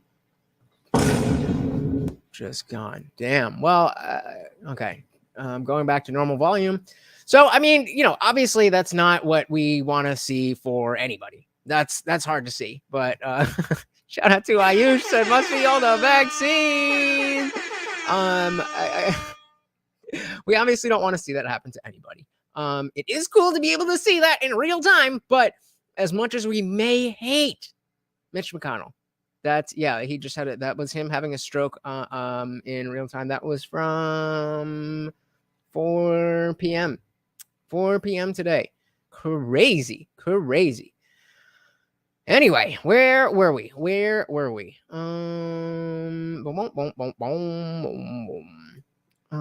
So yeah, we had the so Bailey says, what's the issue with just carrying a passport? Well, number one, it's very valuable and I can lose shit. Number two, it's a lot. It doesn't fit in my wallet. So if you have a purse, that might not be a big deal to you. But if I am just carrying around, you know, especially if I'm just in, you know, some jeans and a nice shirt, where am I putting my passport? I had a friend who lost his license and from drunk driving, ironically enough. And when he would go to bars, he would have to show his passport, and he almost lost it because he would get drunk. And you know, it doesn't fit easily into your pocket, so you'll put it down on the table or something. I'm definitely with you on innovating the you know, not innovating unnecessary shit, but definitely not. I don't want to be carrying my passport around. Cerberus says, my state, New Mexico, issues driver license and ID to illegal immigrants. The real ID is for citizens. Okay. That's the first thing I've heard about it that has made me be like, oh, okay, I want that. I want to be, I'm a real one. I'm a real one. Shout out to Steve, said he had a Biden moment. Oh, Mitch McConnell, we hope the best for you, but you did have a Biden moment. Bailey says, I mean, for flying, it's unnecessary. For flying, it's unnecessary at any other time. Okay, yeah. I'm totally with you there. I thought you meant just like in general. The old birth certificate bar hopper. That's how. I am not buying Cobart. I am not going to buy cargo pants. Is to track ports of entry and exit. Not all locations have computers. Oh, interesting. Didn't know that. Okay. All right. Let's see where we were here. I said, let's see where we are here. Science and math. And so from both what's appropriate and what parents find appropriate, but also from the perspective of opportunity costs, let's just focus on things we can all agree on and we all know are important. We can do it. But hey, shout out to Kelly Green in the building. Welcome to the party. It says the early bird special. Yes, sir. Friday as well. We are starting at 6 p.m. on Friday. Welcome to the party, brother. Anytime the media says there's any type of bans, that is a total hoax. All these books are available for people, you know, who are of age. And why you would want it, I have no idea, but you can definitely get it. in a truly decentralized model that enshrines decentralization and democracy, what would be important would be the principle rather than the subject. So you would likely get schools that said, yeah, we want these type of books. And if that were democratically agreed upon by the parents of those schools, you as president of the United States would say, sure. Well, obviously, I think the president's role in K-12 education is incredibly limited. These are things that are really bottom up, school districts and states. And I think the proper recourse would be for parents on that local level to elect more people to the school board so that they could change the curriculum in ways that they think are appropriate. But yeah, and again, we're talking, he's speaking the right language. He's saying the right things. And trying to step back from me personally, I don't find enough energy here. Me trying to put myself in the mind of somebody who is looking for that Trump without baggage. I gotta say, from that perspective, it seems a lot better than we've been giving him credit. It's a lot worse than it should be, but it's a lot better than we've been giving him credit for. We will not be having a federal government imposed national K-12 curriculum. First of all, I don't think that it would even work. And second of all, I don't think the federal government has the affirmative authority to do that. That's interesting, because it seems increasingly that what you're saying is from the office of president, you would devolve power wherever possible and leave ideology to democracy. Yeah, I would eliminate. That's why we're here, just trying to see what is, what's good for most people. I want to do, I want to have the biggest parties. I want to have everybody here. So we may continue with 6 p.m. I don't know yet, but subscribe and you never have to worry about it. Bailey says, school board has minimal power in the current system. And that is where the power needs to be, with the people who actually are in the schools, that people who know the parents, people who know the students.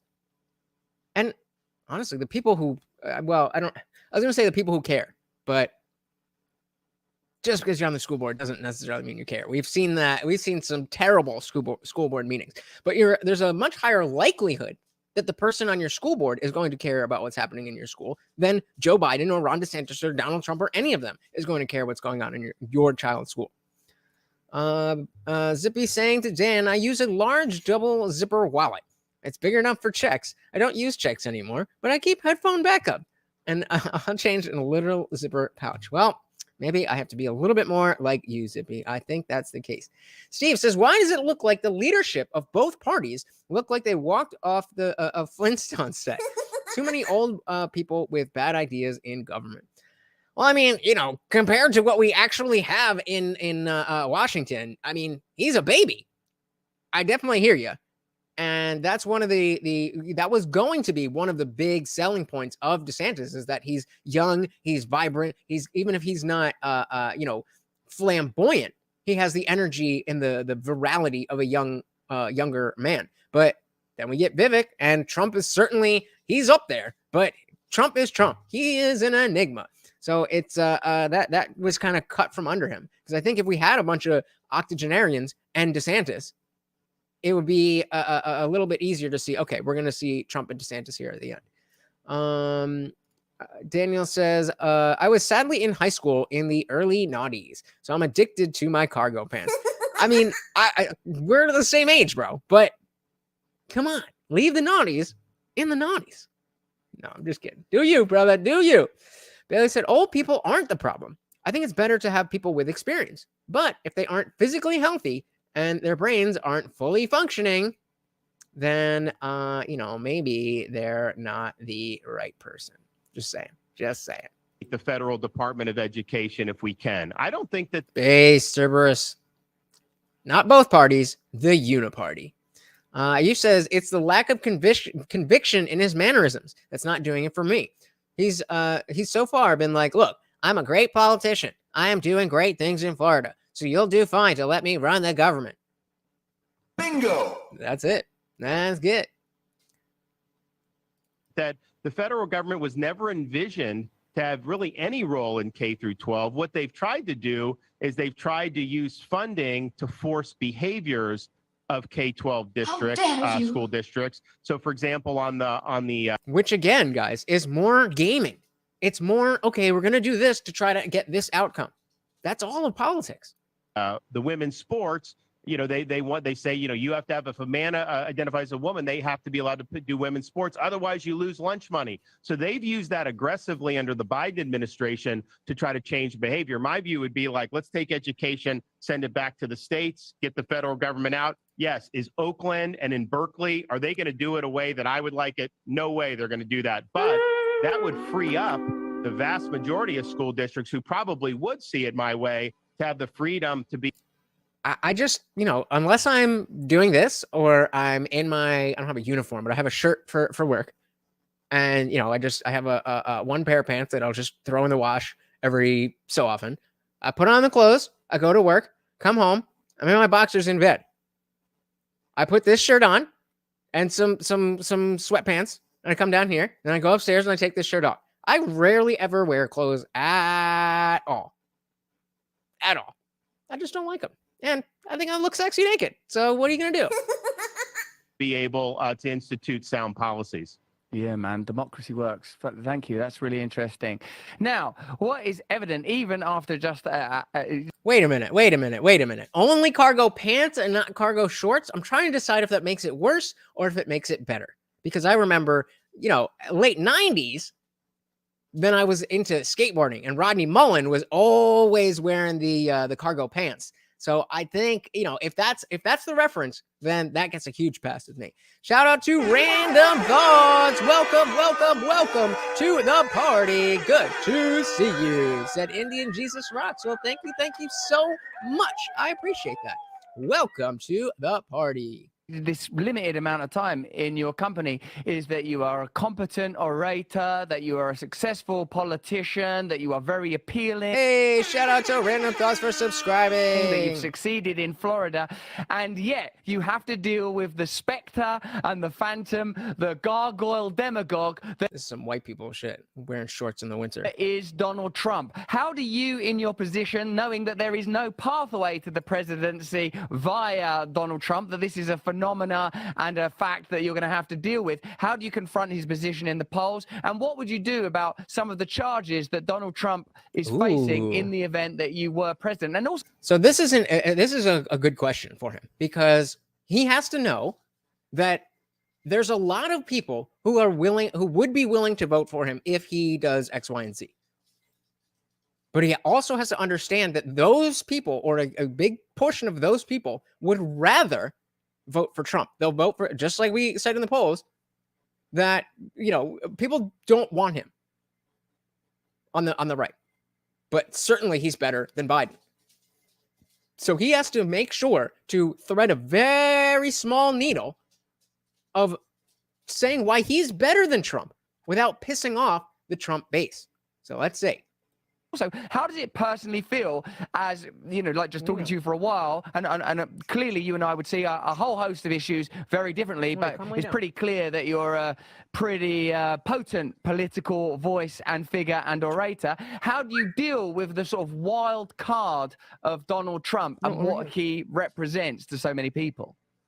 Well, look, this is a campaign that's still very early on. Most people. So actually, wait. I want to run it back. I want to hear the full answer, but I want us all in the mentality.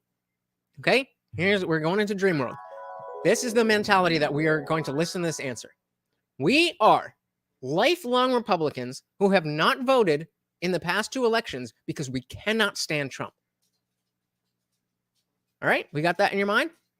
So this is how that's the mindset I want you in. Very differently, but it's pretty clear that you're a pretty potent political voice and figure and orator. How do you deal with the sort of wild card of Donald Trump and what he represents to so many people? Well, look, this is a campaign that's still very early on. Most people are not paying attention over the summer. They're doing things like be with their families, and they're enjoying themselves. Thanks. So we've been laying the groundworks in the early states. The media will talk about polls, but they'll take a poll from the whole country. That's not how the primary process works. You do Iowa, then New Hampshire, then South Carolina. So we're actually on the ground in those states doing the work that is not always kind of headline grabbing, but it's really grassroots, and we're building support. So we're doing. There it is. That little things matter. He said, we may not be making headlines, but it's whatever. If I am somebody who is a Republican but hates Trump, that is exactly what I want to hear.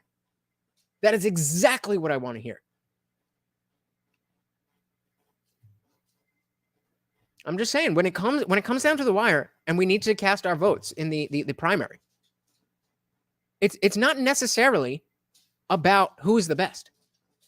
It is also in addition about the notion of this is a game, this is an election. The other person has a lot of support. They are the incumbent.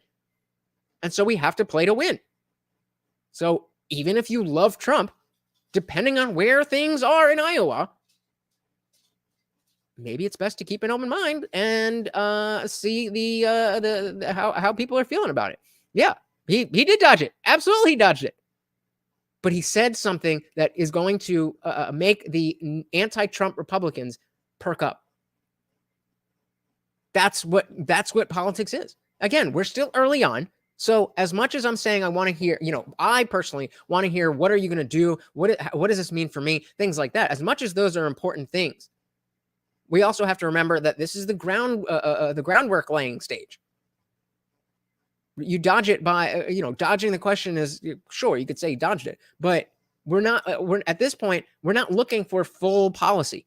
We're looking for you to just say the right things, because that shows that you understand what people want, what people think. And if you can't, it shows that you don't. Doing a good job. We're going to continue to do more. I think at the end of the day, looking forward, our voters, they want to win. And so we need to beat Biden. I will beat Biden. There you go. And then they want somebody that's actually going to be able to deliver on all the things that we care about. And you and I have talked about some of the issues. We also have the border. We also have a whole bunch of other things. And I have a record in Florida. When I tell you I'm going to do something, I do it. I'm not just out there doing go. That is a soundbite. When I tell you I'm going to do something, I'm going to do it. That's what you need more of. Promises. I know how many people run for office. They overpromise and under-deliver. There you go. The sound bites are coming. I made bold promises, no doubt, but I over-delivered on the promise. And part of the reason I do it is because I'm a former military officer, so I'm disciplined. I don't give the other side a lot of rope to hang me with. I'm not shooting myself in the foot. I'm focusing on the task at hand. I'm focused, I'm disciplined, and it's all about accomplishing the mission. And I think our voters are in a situation where increasingly they're saying, that's what we have to do. Also, the way the United States is with a 2-term limit for president, Trump would be a 1-term lame duck. I could serve 2 terms. So I'm in my 40s. Trump would be a lame duck. Shots fired. I would go in on day one. I'd be incredibly energetic. I would be very active. You want to talk about the administrative state? We would be able to slay the administrative state. We'd secure the border. We'd do all these things, and it would really be a flurry of activity. So more and more people are going to. He should have stopped there. I thought he was going to stop, and I was going to pause it and saying that's the best he's done. But now he's still talking. You have to let the sound bites land, bro.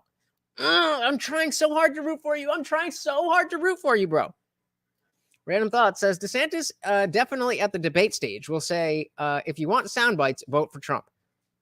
That's a good line because it's a soundbite. And I agree. He should say that. That's a good soundbite. But he needs the soundbites.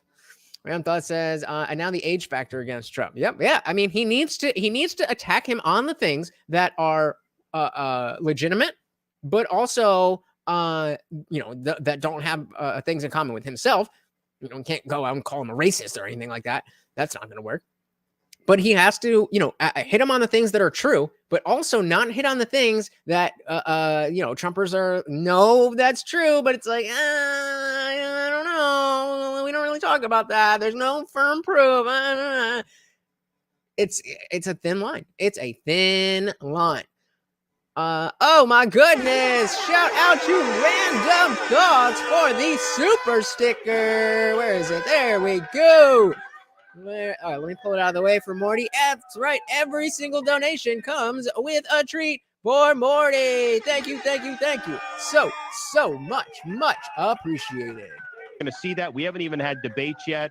And just keep an eye on those early states because I like what I'm seeing there. It's a little bit different on the ground than some of the stuff that gets put out on some of the national stuff. See, so the hell is that? Maybe we're going to add there, but see how that last little bit, there was nothing really in that. After I paused to when I pause again, there was nothing really in that. And on the soundbite, the recency bias is the last thing that people hear. They're going to remember best. If you drop a bar, but then you still keep talking, people are going to forget about it by the time, or at least not thinking they're not going to forget what you said, but the feeling is going to fade while you're talking about other stuff. Aish says, in a competition with Trump, you need to win with sound bites. Bingo! Despite the merit of the policies. Absolutely. 100%. Because the fact is that Trump has both, but what he can get too far ahead on the rhetoric and the sound bites and that kind of stuff. If he gets too far ahead early on, then you're just going to be playing catch up. And that's not a good spot to be in, especially with Donald Trump. Daniel says, and the problem is after that, he has nothing to combat Trump. Daniel says to Ayush, I think it's more, you need to have a healthy mix of both sound bites and good points. Agreed. Cerberus says, if Ronnie Boy got elected, he would have to play ball all day. He would have to play a ball day one or have everyone in the uniparty turn on him like they did Trump. Yeah. And that's, something that Dave Smith was bringing up. I was listening to Part of the Problem the other day, and he was saying that, that he thinks DeSantis is done, and that he's, as much as he seems anti-establishment because of the lockdowns and the books, that he's still pretty much an establishment guy. He may have some great policies and, not locking down, great policy, or opening back up. Not allowing these books in schools, great policy. But what Cerberus is saying is that day one, he's not going to be able to fight the deep state like Trump did. And then if he does, they're going to turn on him like they did Trump, but he's not going to handle it as well. Definitely not. So let's see what we got here. Is an ad. When you're running a business, you're running to be president, but HR is important. I'm sure you'll agree.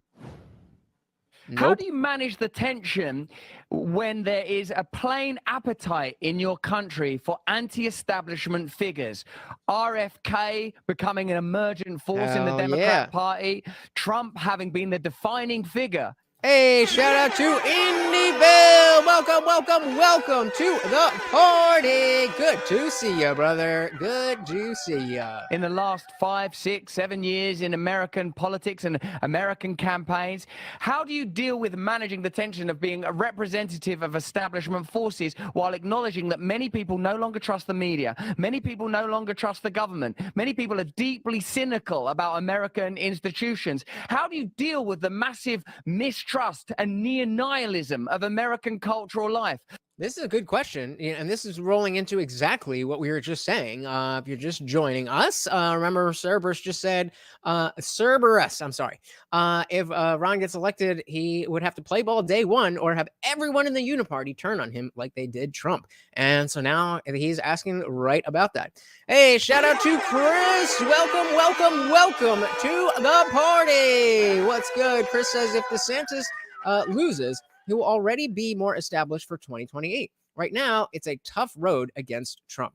Bingo. 100% agree. 100% agree. And I think a lot of people are saying, oh, he shouldn't run now. He should only run in 2028.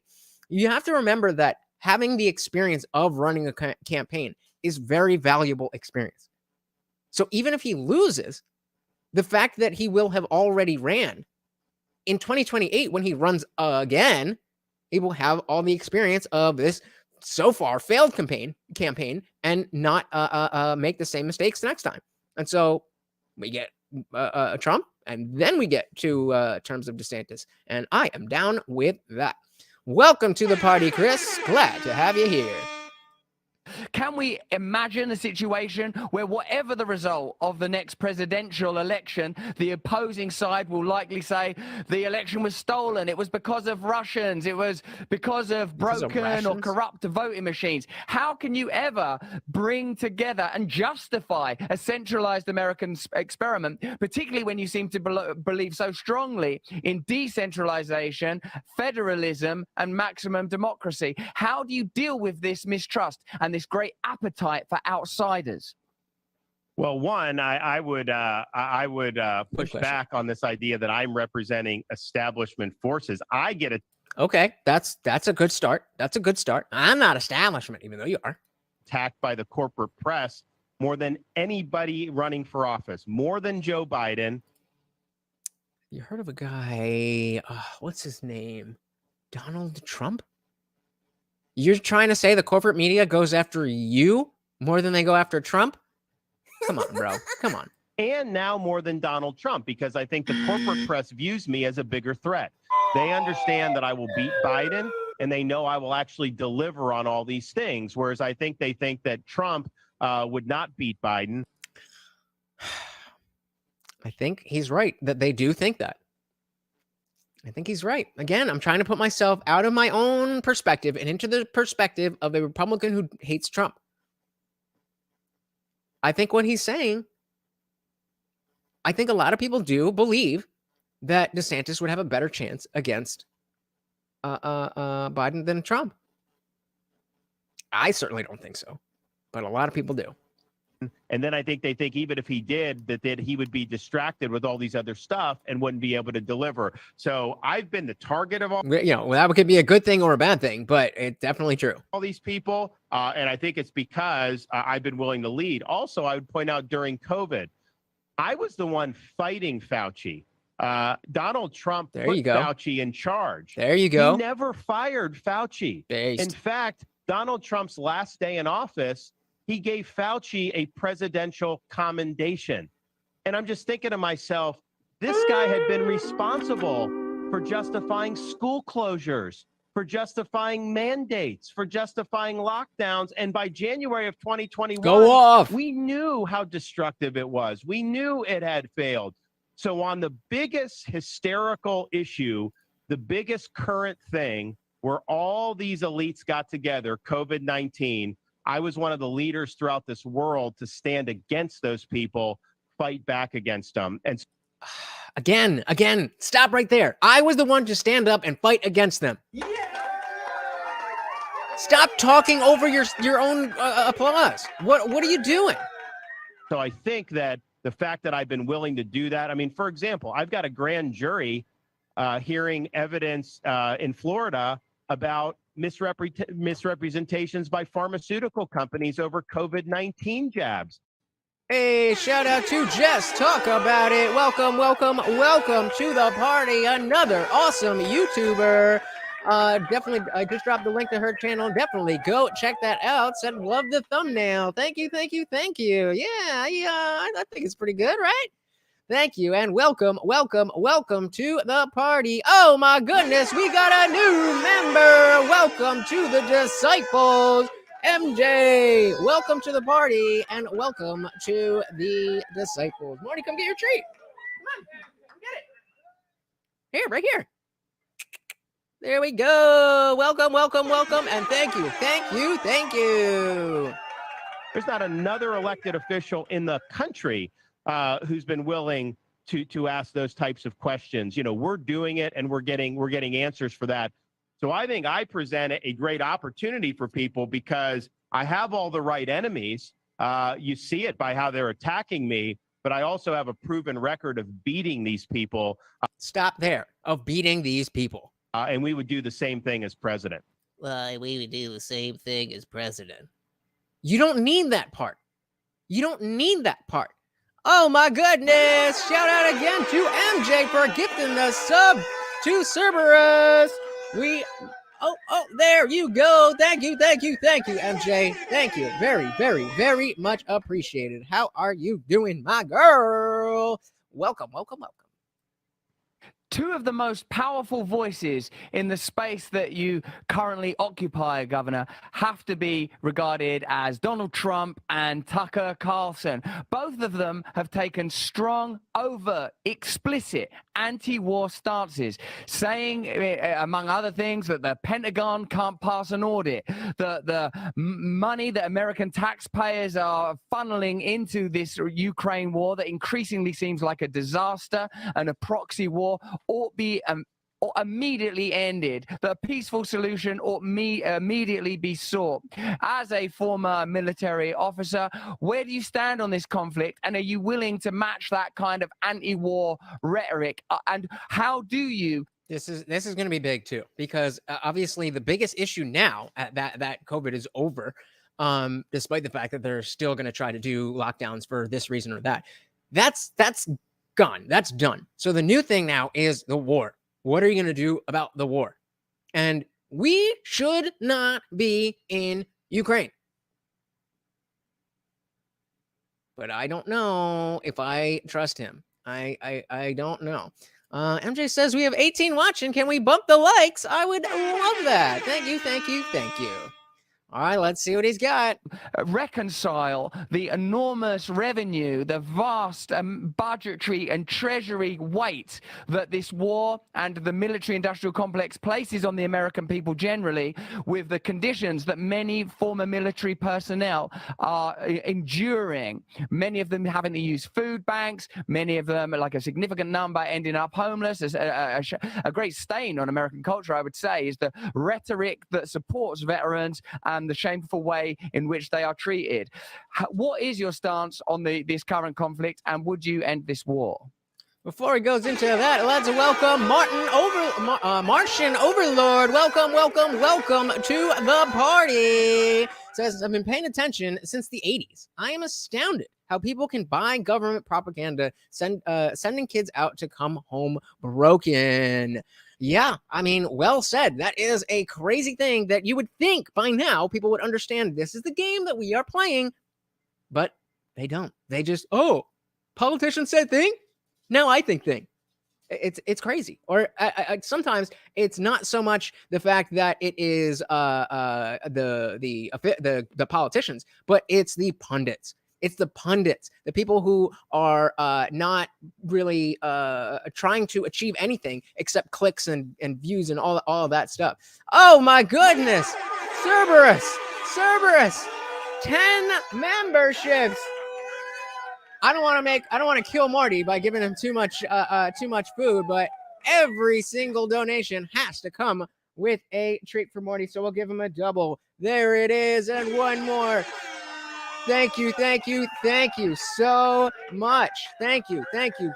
Oh my goodness, you guys are blessing me. You guys are awesome. Thank you so much. Well, damn is right. Thank you so much, guys. So one, on the military-industrial complex, we are actually going to overhaul how these retired generals are allowed to then just go work for defense contractors. As commander-in-chief, you can put restrictions on that.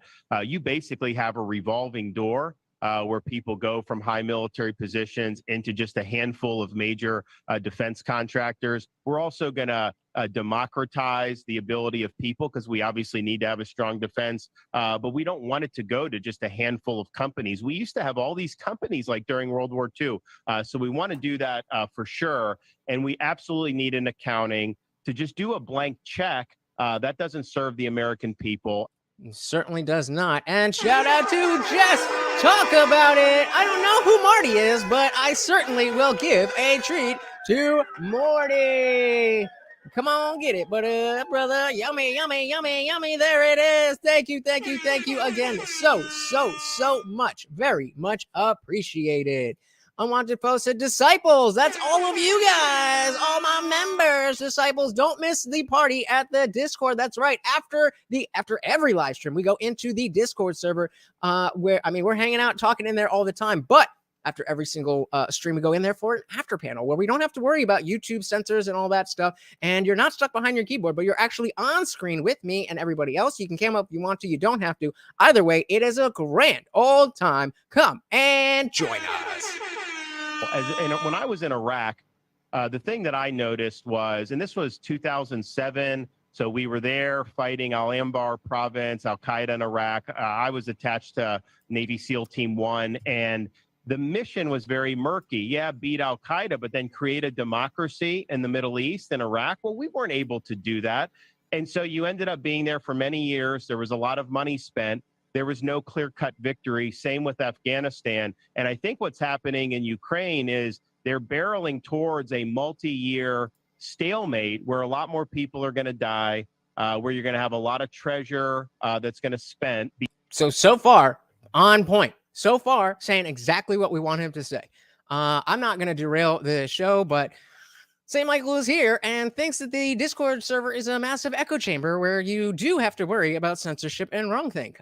But I'll let you guys decide. Be spent for basically put a 1 in the chat if you agree with St. Michael. No change in outcome. And so what I've said is we need to focus on achieving a sustainable peace in Europe. We should not want to see this thing go on. We have pressing problems at home that we're neglecting, as you mentioned, our own veterans. Dubbed Rufus. We have an open border in the United States of America. We have American families that are losing children to fentanyl overdose by the tens of thousands because we haven't secured our own border. And yet what? We've sent how many hundreds of billions of dollars there? They're not sending that to us. Also, I do think we have threats in this world, such as the Chinese Communist Party, which you've seen as the amount of ammunition. See, this is why he's actually, I'm going to run it back because he made a point. I forgot what he was going to say. And he to fentanyl overdose by the tens of thousands because we haven't secured our own border. And yet what? We've sent how many hundreds of billions of dollars there? They're not sending. So a lot of people think that that is a false argument. That's saying like, oh, well, just because we send money over there, it's not like they were going to otherwise spend that money on, you know, your community outreach or whatever. Resources are finite. Any dollar that is not in America is a dollar that cannot be spent on America. So let's just keep it a buck. That money that is sent to Ukraine is money that cannot be spent on Americans. Sending that to us. Also, I do think we have threats in this world, such as the Chinese Communist Party, which you've seen as the amount of ammunition and the amount of weapons that have been sent to the Ukraine has actually dwindled our Put a 1 in the chat if you've ever disagreed with me in Discord. own stocks, so that if we were potentially in a major conflict, we would not be able to likely to respond. Now, Donald Trump, you know, had made different comments. The other day, he said he wanted to flood Zelensky with weapons. So I'm not exactly sure, you know, where he is on that. But I think the goal needs to be no blank check and have a sustainable peace in Europe. It doesn't serve our interests to be involved in this thing infinitum. Sounds like an echo chamber. We got Bailey. Yep, we disagreed on some religious stuff. Melton Mine, we disagree on a lot. Just talk about it. We disagreed on some stuff. We pretty much get along. Dan, have we really disagreed? I don't think we have. But I'm just going to go ahead and say that that is the sign of a true echo chamber where people are constantly disagreeing with each other. As you have identified as an outsider and an anti-establishment. All right, we are on YouTube and not on Discord, so the personal attacks will not be permitted here. I'm not banning you, but attack ideas, not people. Figure. What are your views on two men that have perhaps done more to reveal the deep corruption of the American experiment? Julian Assange, currently facing extradition to your country under the Espionage Act, and Edward Snowden, of course, currently in exile in Russia. Do you think these men should be pardoned? Do you think their status should be revised to that of heroes? Or would you similarly persecute those individuals in the way that they currently are? You know, it's interesting because I think this was an issue that was raised when Donald Trump took office. And of course, we've seen a lot of abuse of power by the deep state during the Trump administration. I know there were a lot of people that were counseling him to pursue relief on these two individuals, you know, and he didn't do it. And yeah, MJ says, I don't want to have DeSantis leave Florida until he's finished his term as governor. Then he can go be president. Yeah, that's pretty much what we've been saying, is that he's doing well there. Trump has the opportunity to come in, you know, Trump's revenge, and he can still be the president in time to come. There's no reason for him to be forcing the issue now. Obviously, he has to run as if he wants to win. But I think this is more about what I said before about having experience of what running a campaign is like. Because hey, in 2028, if we had that coming out the gate with that stupid Twitter space, that would not have gone well for his campaign, just as it's not now. So the fact that that happened this year, we can almost guarantee it's not going to happen next time. Almost. Martin says, our concept of money is wrong. It's not paper or banks that gives a dollar value. It's the labors that people are willing to undertake. Inflation is a tool. And this dude seems like he's dancing a little bit. Good Good catch. Because that's very true. It's, you know, that's what they want you to think, that you know, the paper, the money is the value in the paper, that the value is right here. But this is valueless. This only has the value that collectively we agree it has. And so, as you know, if we call it $1, well, this is a 50, you know how I do, then $50 can buy X. Well, if $50 can only buy a stick of gum, then it's still $50. It's just not worth that much. Steve said the fractional reserve banking is a big problem too. Yup. Nick says, as long as you're here to have a conversation, not just insult people, the Indian Jesus will let you express any point of view. Bingo! Just don't be an a-hole and take over the chat and you're fine. Yep. Daniel said, Xander didn't hop in debate me, bro, with you. I was there. No, that was Trey. Don't worry. I already took a picture of that.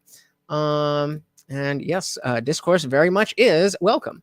Melted Mind Media says Trump and DeSantis seem to have the same problem, trusting the people around you too much as they prey on your downfall. That is a great point.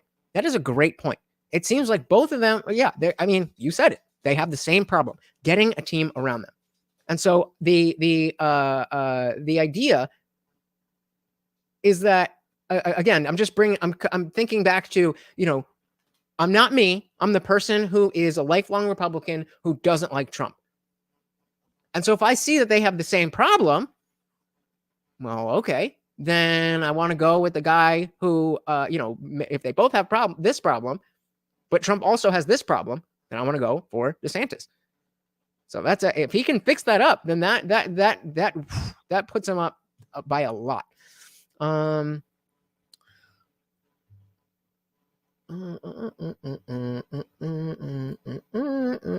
did I click that? I didn't mean to click that. Zippy says to Martin, we need to center value on average worker take-home pay. After taxes, no benefits. That's where true value springs from. Daniel said, there you go. Yep.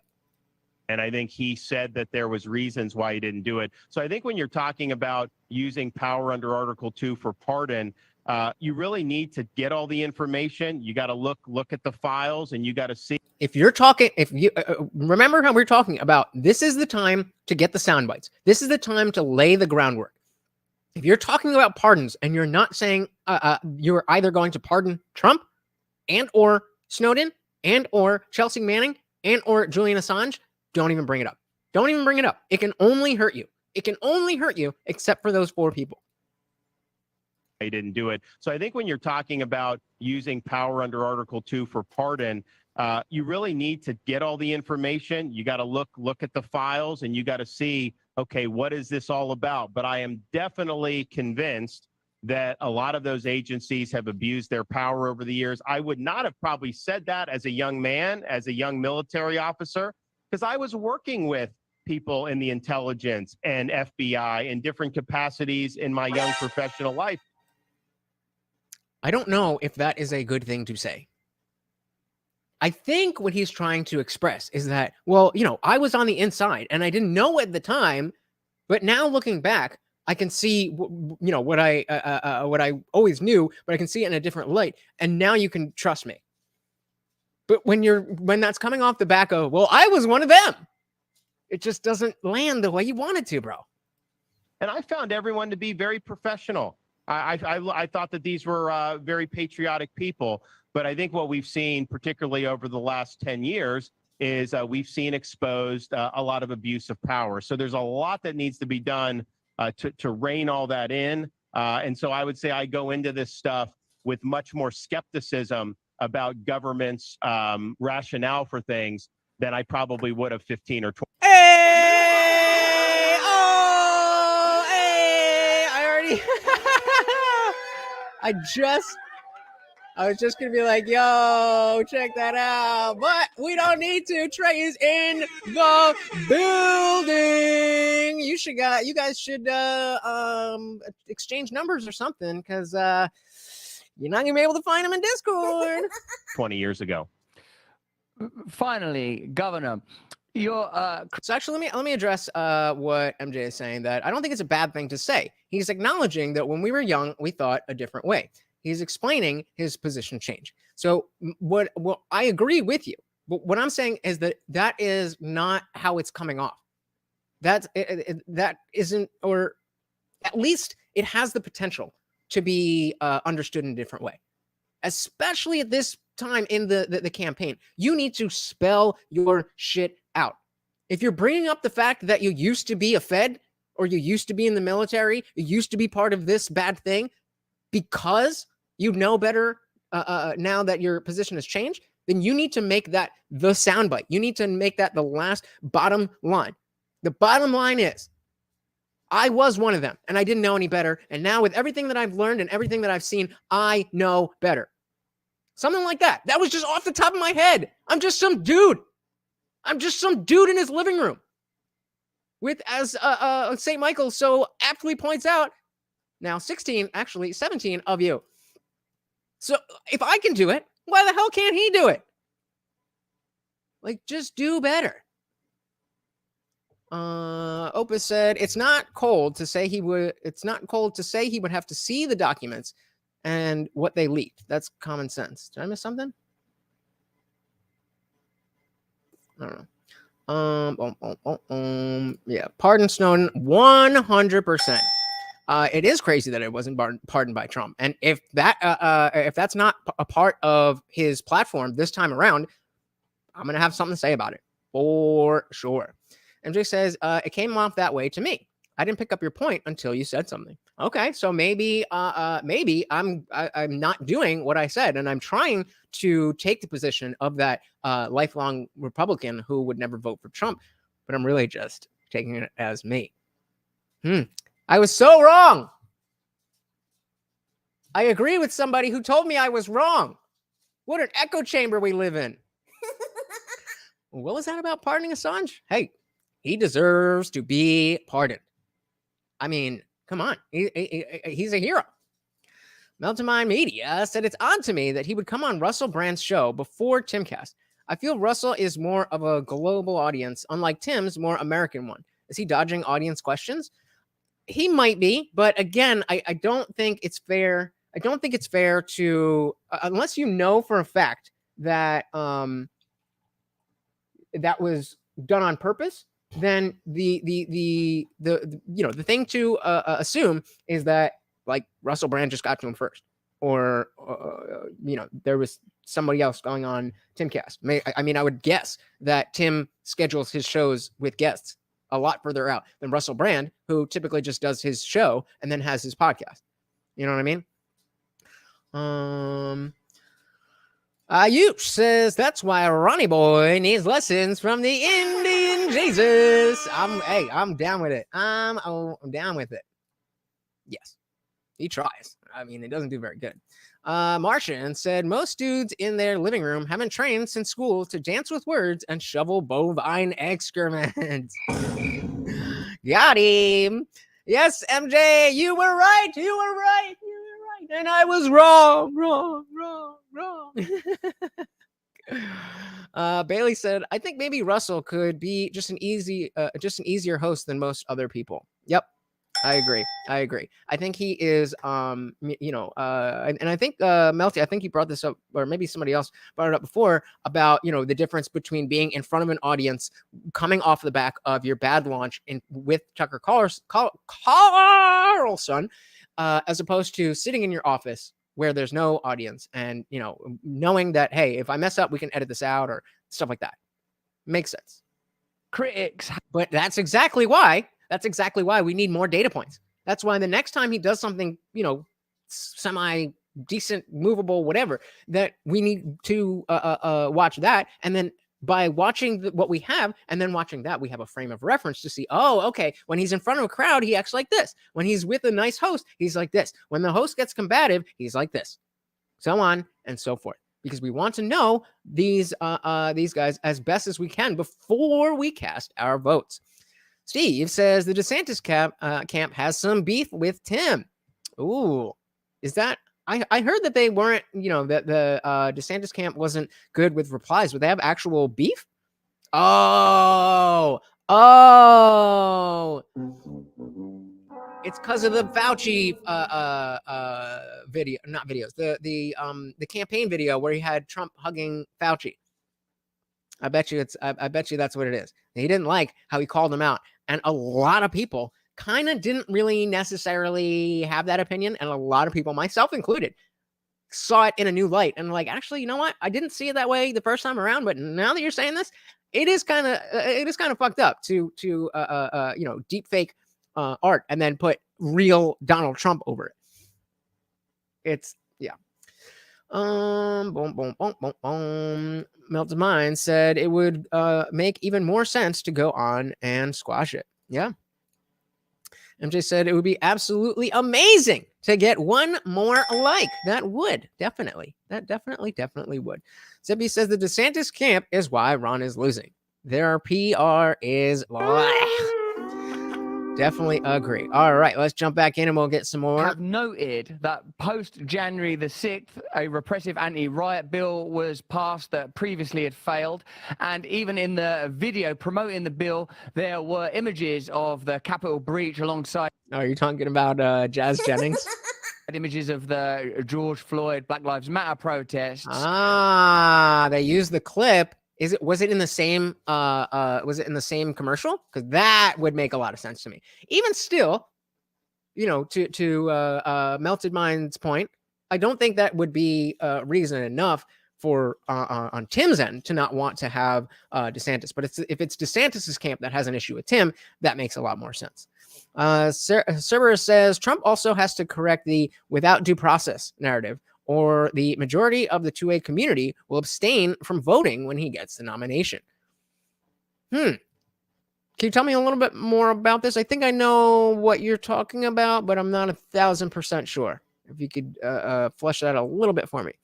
Yeah, definitely beefed over that. Martian says it's all a question of ownership of resources. It's been an economic struggle since the afterdeath of the OG, the first king before the first fall. When we are talking about freedom of speech, freedom to protest, how do you reconcile that with the passing of this bill? Well, it doesn't infringe on anyone's ability to protest. That's protected. That's First Amendment speech. When that goes into violence, so for example, during the Floyd, we saw a lot of violent activity. And then the question is how do you deal with those folks? So we all agree you can protest, you can say whatever you want about me, about anybody else.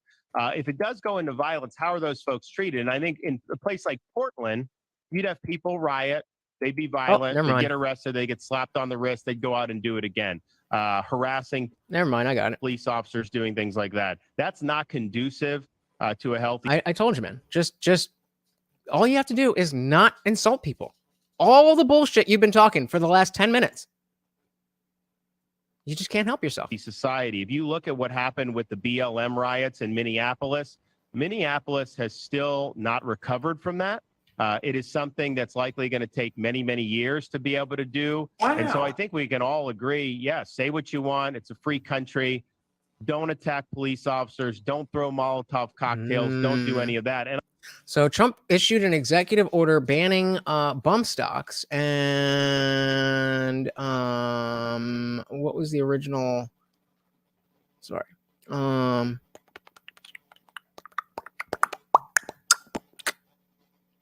Okay, but yeah, I got you. Yeah, right. We're just gonna move on past it, and he's gonna wear it as a badge of honor. Oh, they couldn't take it. I'm too real. I just tell the truth, bro. They just ban me because I'm too smart. I'm too hardcore.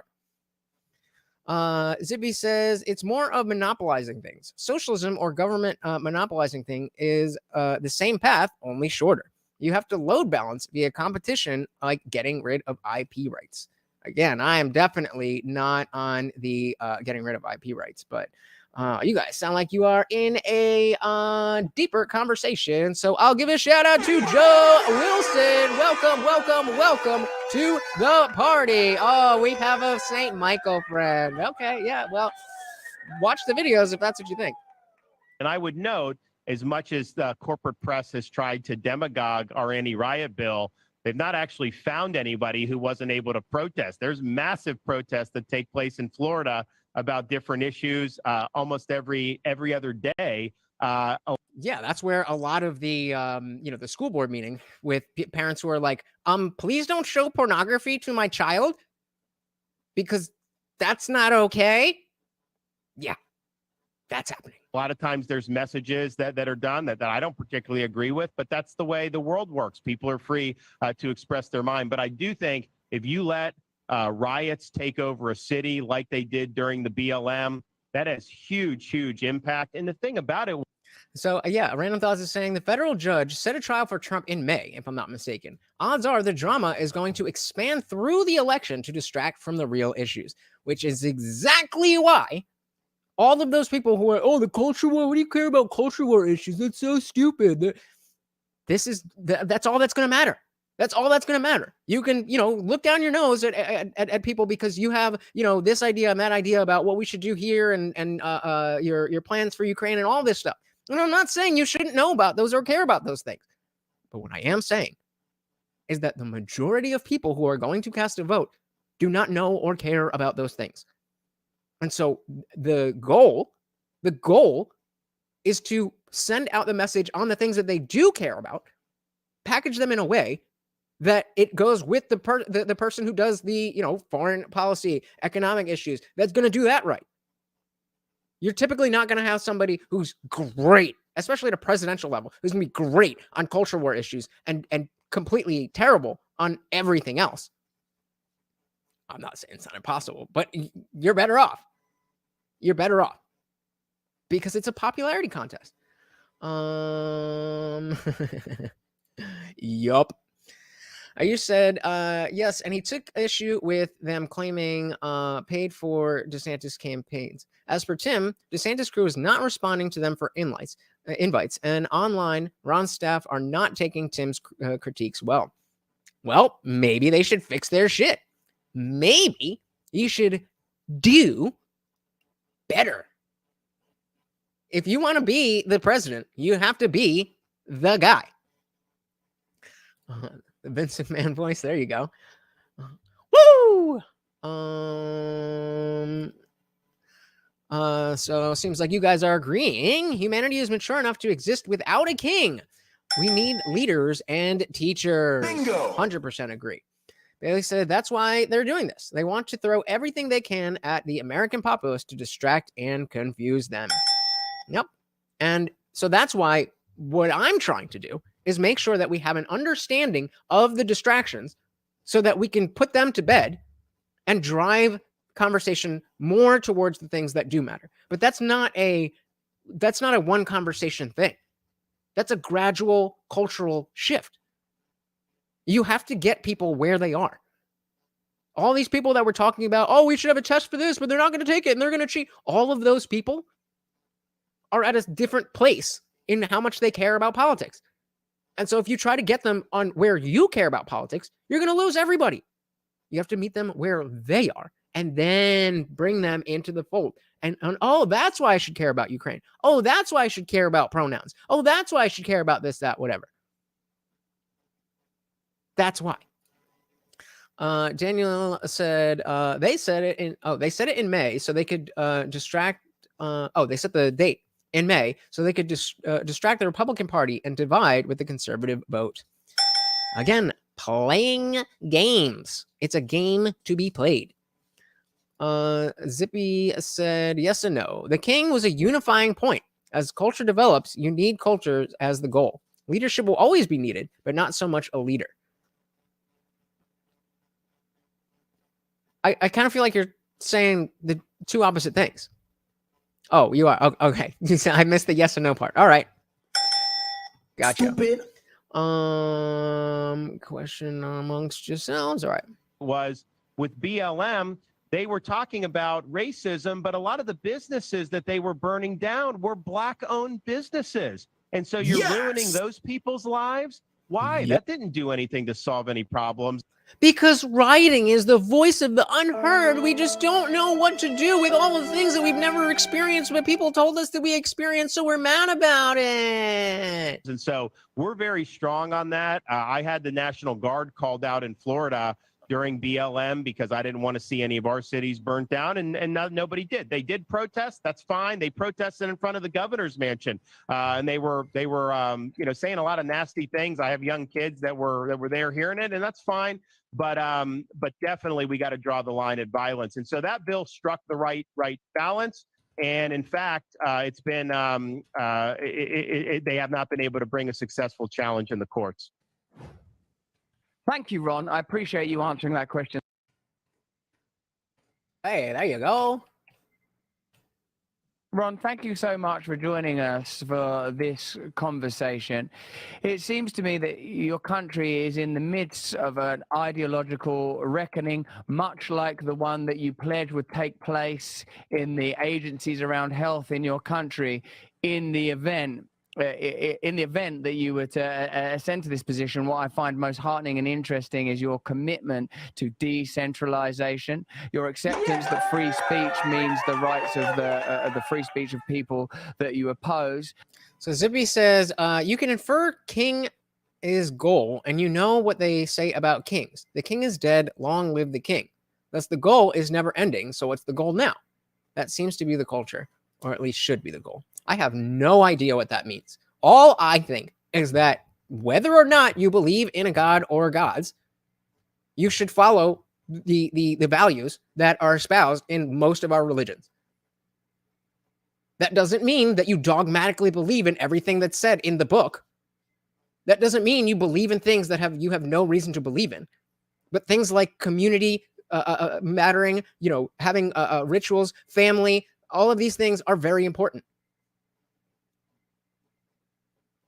That should be the goal, to have everybody agree that family, country, and what was the other one? Opus, you had it the other night. It was the three big ones: family, culture, community, something like that. I don't know, but the same things that we all agree on, whether or not you believe in a god, whether or not you believe in multiple gods, whether or not you believe that a man can transform into a female, which absolutely cannot happen.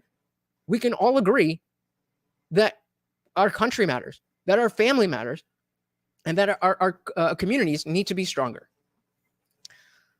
Daniel says, but sir, cleanliness is next to godliness. Fair enough. I don't care. Go for it. Yeah, it was family, country, and community. Yeah, family, community, country, in that order. Family, community, and country. Yeah, that's what it's all about. You don't need a god to believe in that. You don't need a god to believe in family. You don't need a god to believe in community. You don't need a god to believe that America is the greatest country in the world. If you do, great for you. But if you don't, then either we can tell those people who don't believe, we can either tell them, well, the leftists are your camp, so go do what they're doing. Or we can maintain those people as normal people by saying, okay, we, over here, we, have a very strong faith in this thing. And you don't really believe in that thing. So, but as long as the values that we espouse are at least very similar, then we can all get along. Why is that an issue? Why is there such a big push against the notion of strengthening the American identity? Why does it have to be the leftist identity or the trans identity or the gender identity or the religious identity? What happened to America?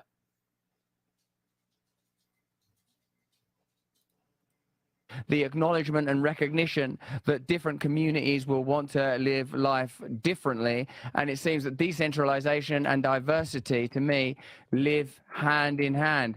I wonder what you feel in particular about the protests around January the 6th. Do you think that they were insurrectionists as described? Do you consider them to be protesters? What do you think about the subsequent funding that the Capitol Police received and how the Democrat Party in particular has used these events to enact more power and to control media spaces? Well, I think it's ridiculous how much money that they pumped in for the Capitol Police. It was not an insurrection. These are people that were there to attend a rally, and then they were there to protest. Now it devolved and it devolved into a riot.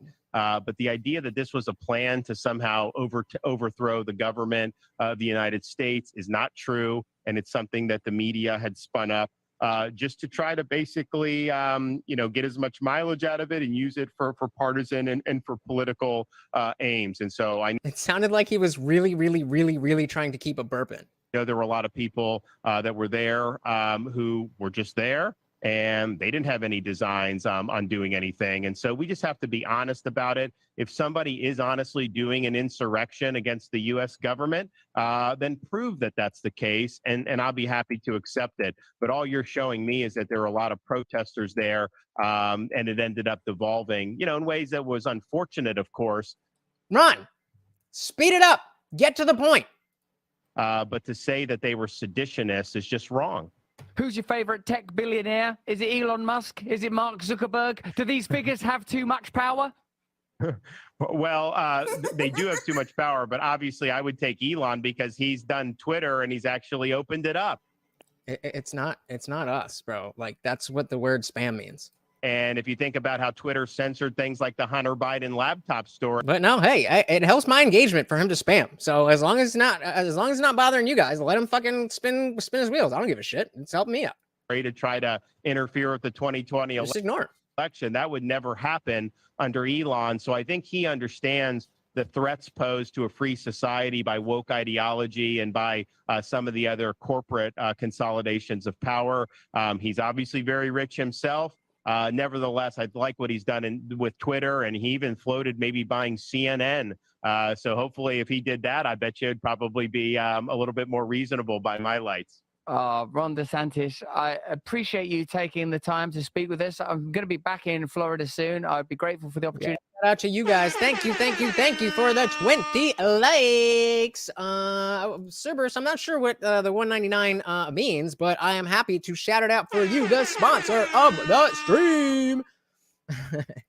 Follow Zippy. That is the way to find happiness. To meet with you and even interview you again in person if you would permit it. Let us know, man. It was great. I appreciate you asked really, really good questions, and I would not have gotten those questions with just kind of corporate journalists. So good. I think you're actually talking about things that people care about. So I think this is the end of the interview. There's more to the video here. I don't know. I'm going to assume he's, talking about it, about the interview. So we'll see what's good with that. And if it's just random BS, then we'll just head over to the after party.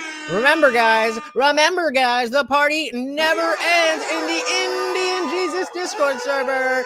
We are always in there having awesome conversations, playing games, doing fun stuff. But after every single live stream, guys, we go in there for a live panel where you're not stuck behind your keyboard. You're actually on screen with me and everybody else. You can cam up if you want to. You don't have to. Either way, it is a grand old time. Come and join us. Thank you, Ron DeSantis. Thank you for your time and for your eloquence. It's a great privilege to speak with you. Thank you so much. Okay. Thanks very much, mate.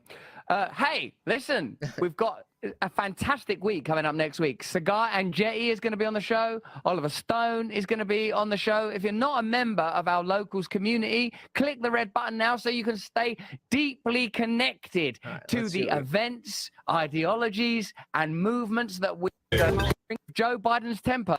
For opportunities for new alliances, trying to identify where the establishment can meaningfully change and where voices from across the bipartisan divide are aligning with truth. Let's have a look now at Joe Biden's temper. 1 minute, this guy's sniffing gently at the head of a child. The next minute, is he sniffing at other substances? What the hell are they finding in those White House toilets?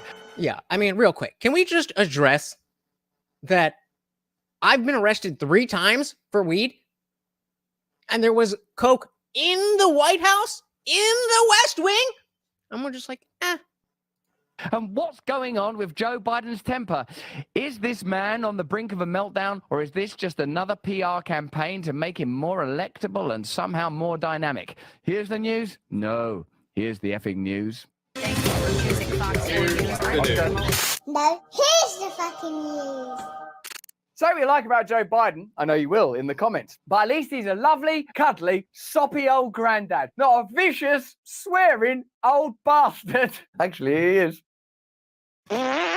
Now, remember when Joe Biden became president, what a lot of people in the mainstream media said was, oh, any relief, Joe Biden, he's so nice, he's so friendly, look at him. In fact, he recently went on TV to say if anyone in his staff was found being rude or mean or obnoxious, I'll sack you on the spot. Oh, no, it's not this. I'll sack you on the spot. You know, he's like really anti being like... Okay, so server says 199 is a meme that stuck from Geeks and Gamers.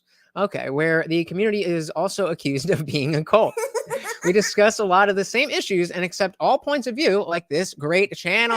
Word up, 199, let's go. I love it. I love it. I love it. Unwanted Foe said, male Bidens have sniffing problems. It's hereditary. Oh, no. Oh, no.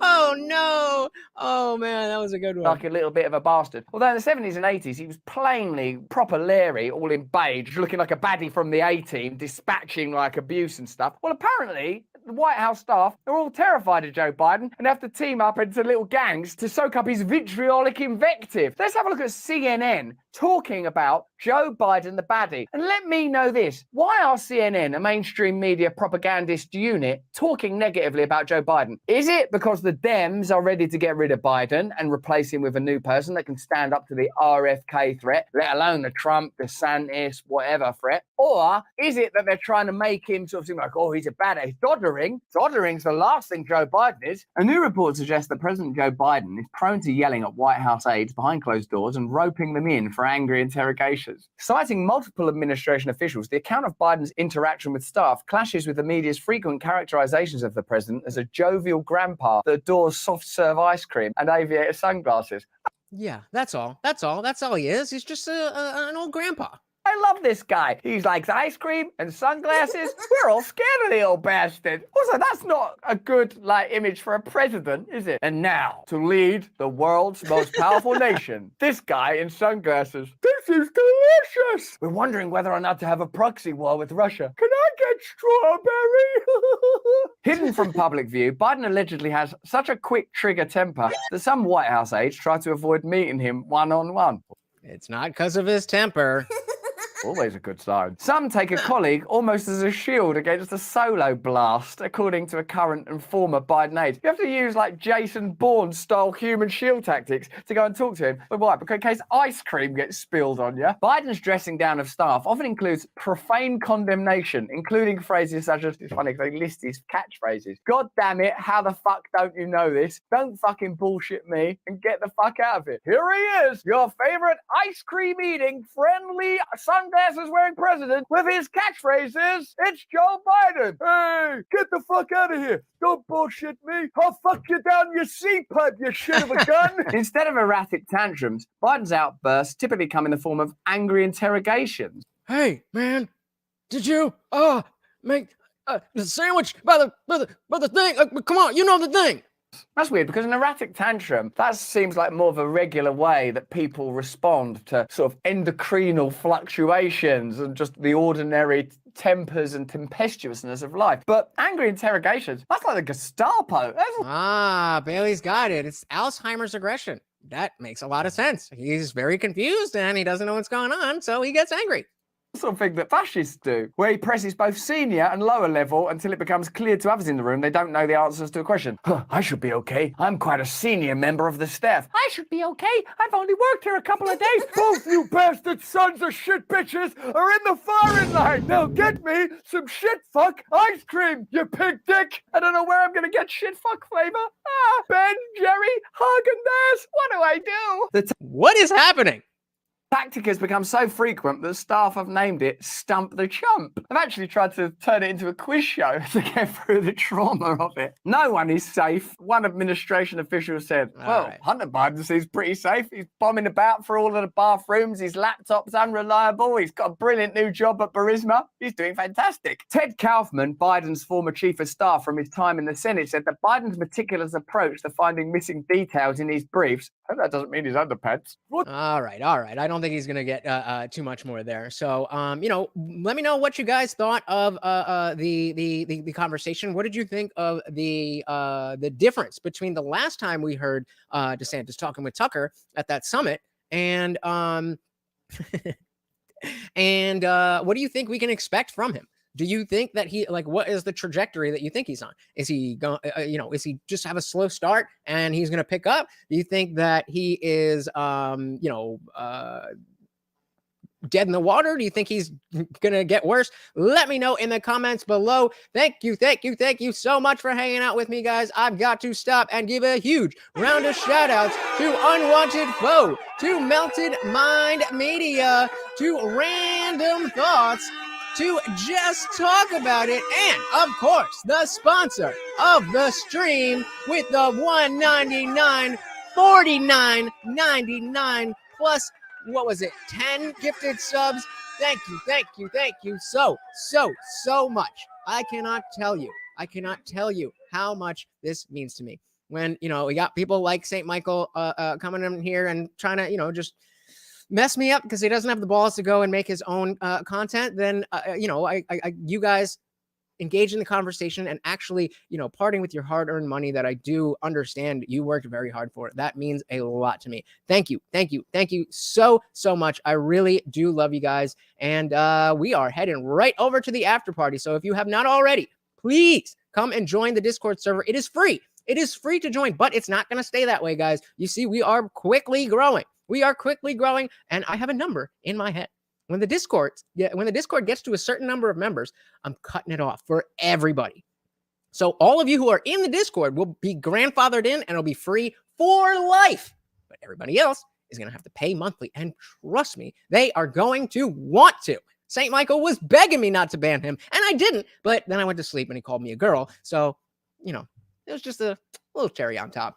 Just asked him to be polite, and then I thought we came to a reasonable understanding, like adults, like men, but he couldn't do that, so he was gone. And despite the fact that we have some actors who are going to try to ruin the discussion and make it so that because I said I want a free speech platform, that they are going to try to make it their platform, I will not allow that. I can put my ego aside, and yes, I will ban somebody when they need to be banned. So you don't have to worry about people like that. You just have to worry about people like us. So let's go do it. Thank you. One more time. I have been your host here with my co-host, Morty. I tried to pick him up and he ran away. To our co-host, Morty, once again, I have been Lutch, a.k.a. the Indian Jesus, here to resurrect the second coming of common sense. Thank you so much, guys. Until next time, we are out of here. Peace.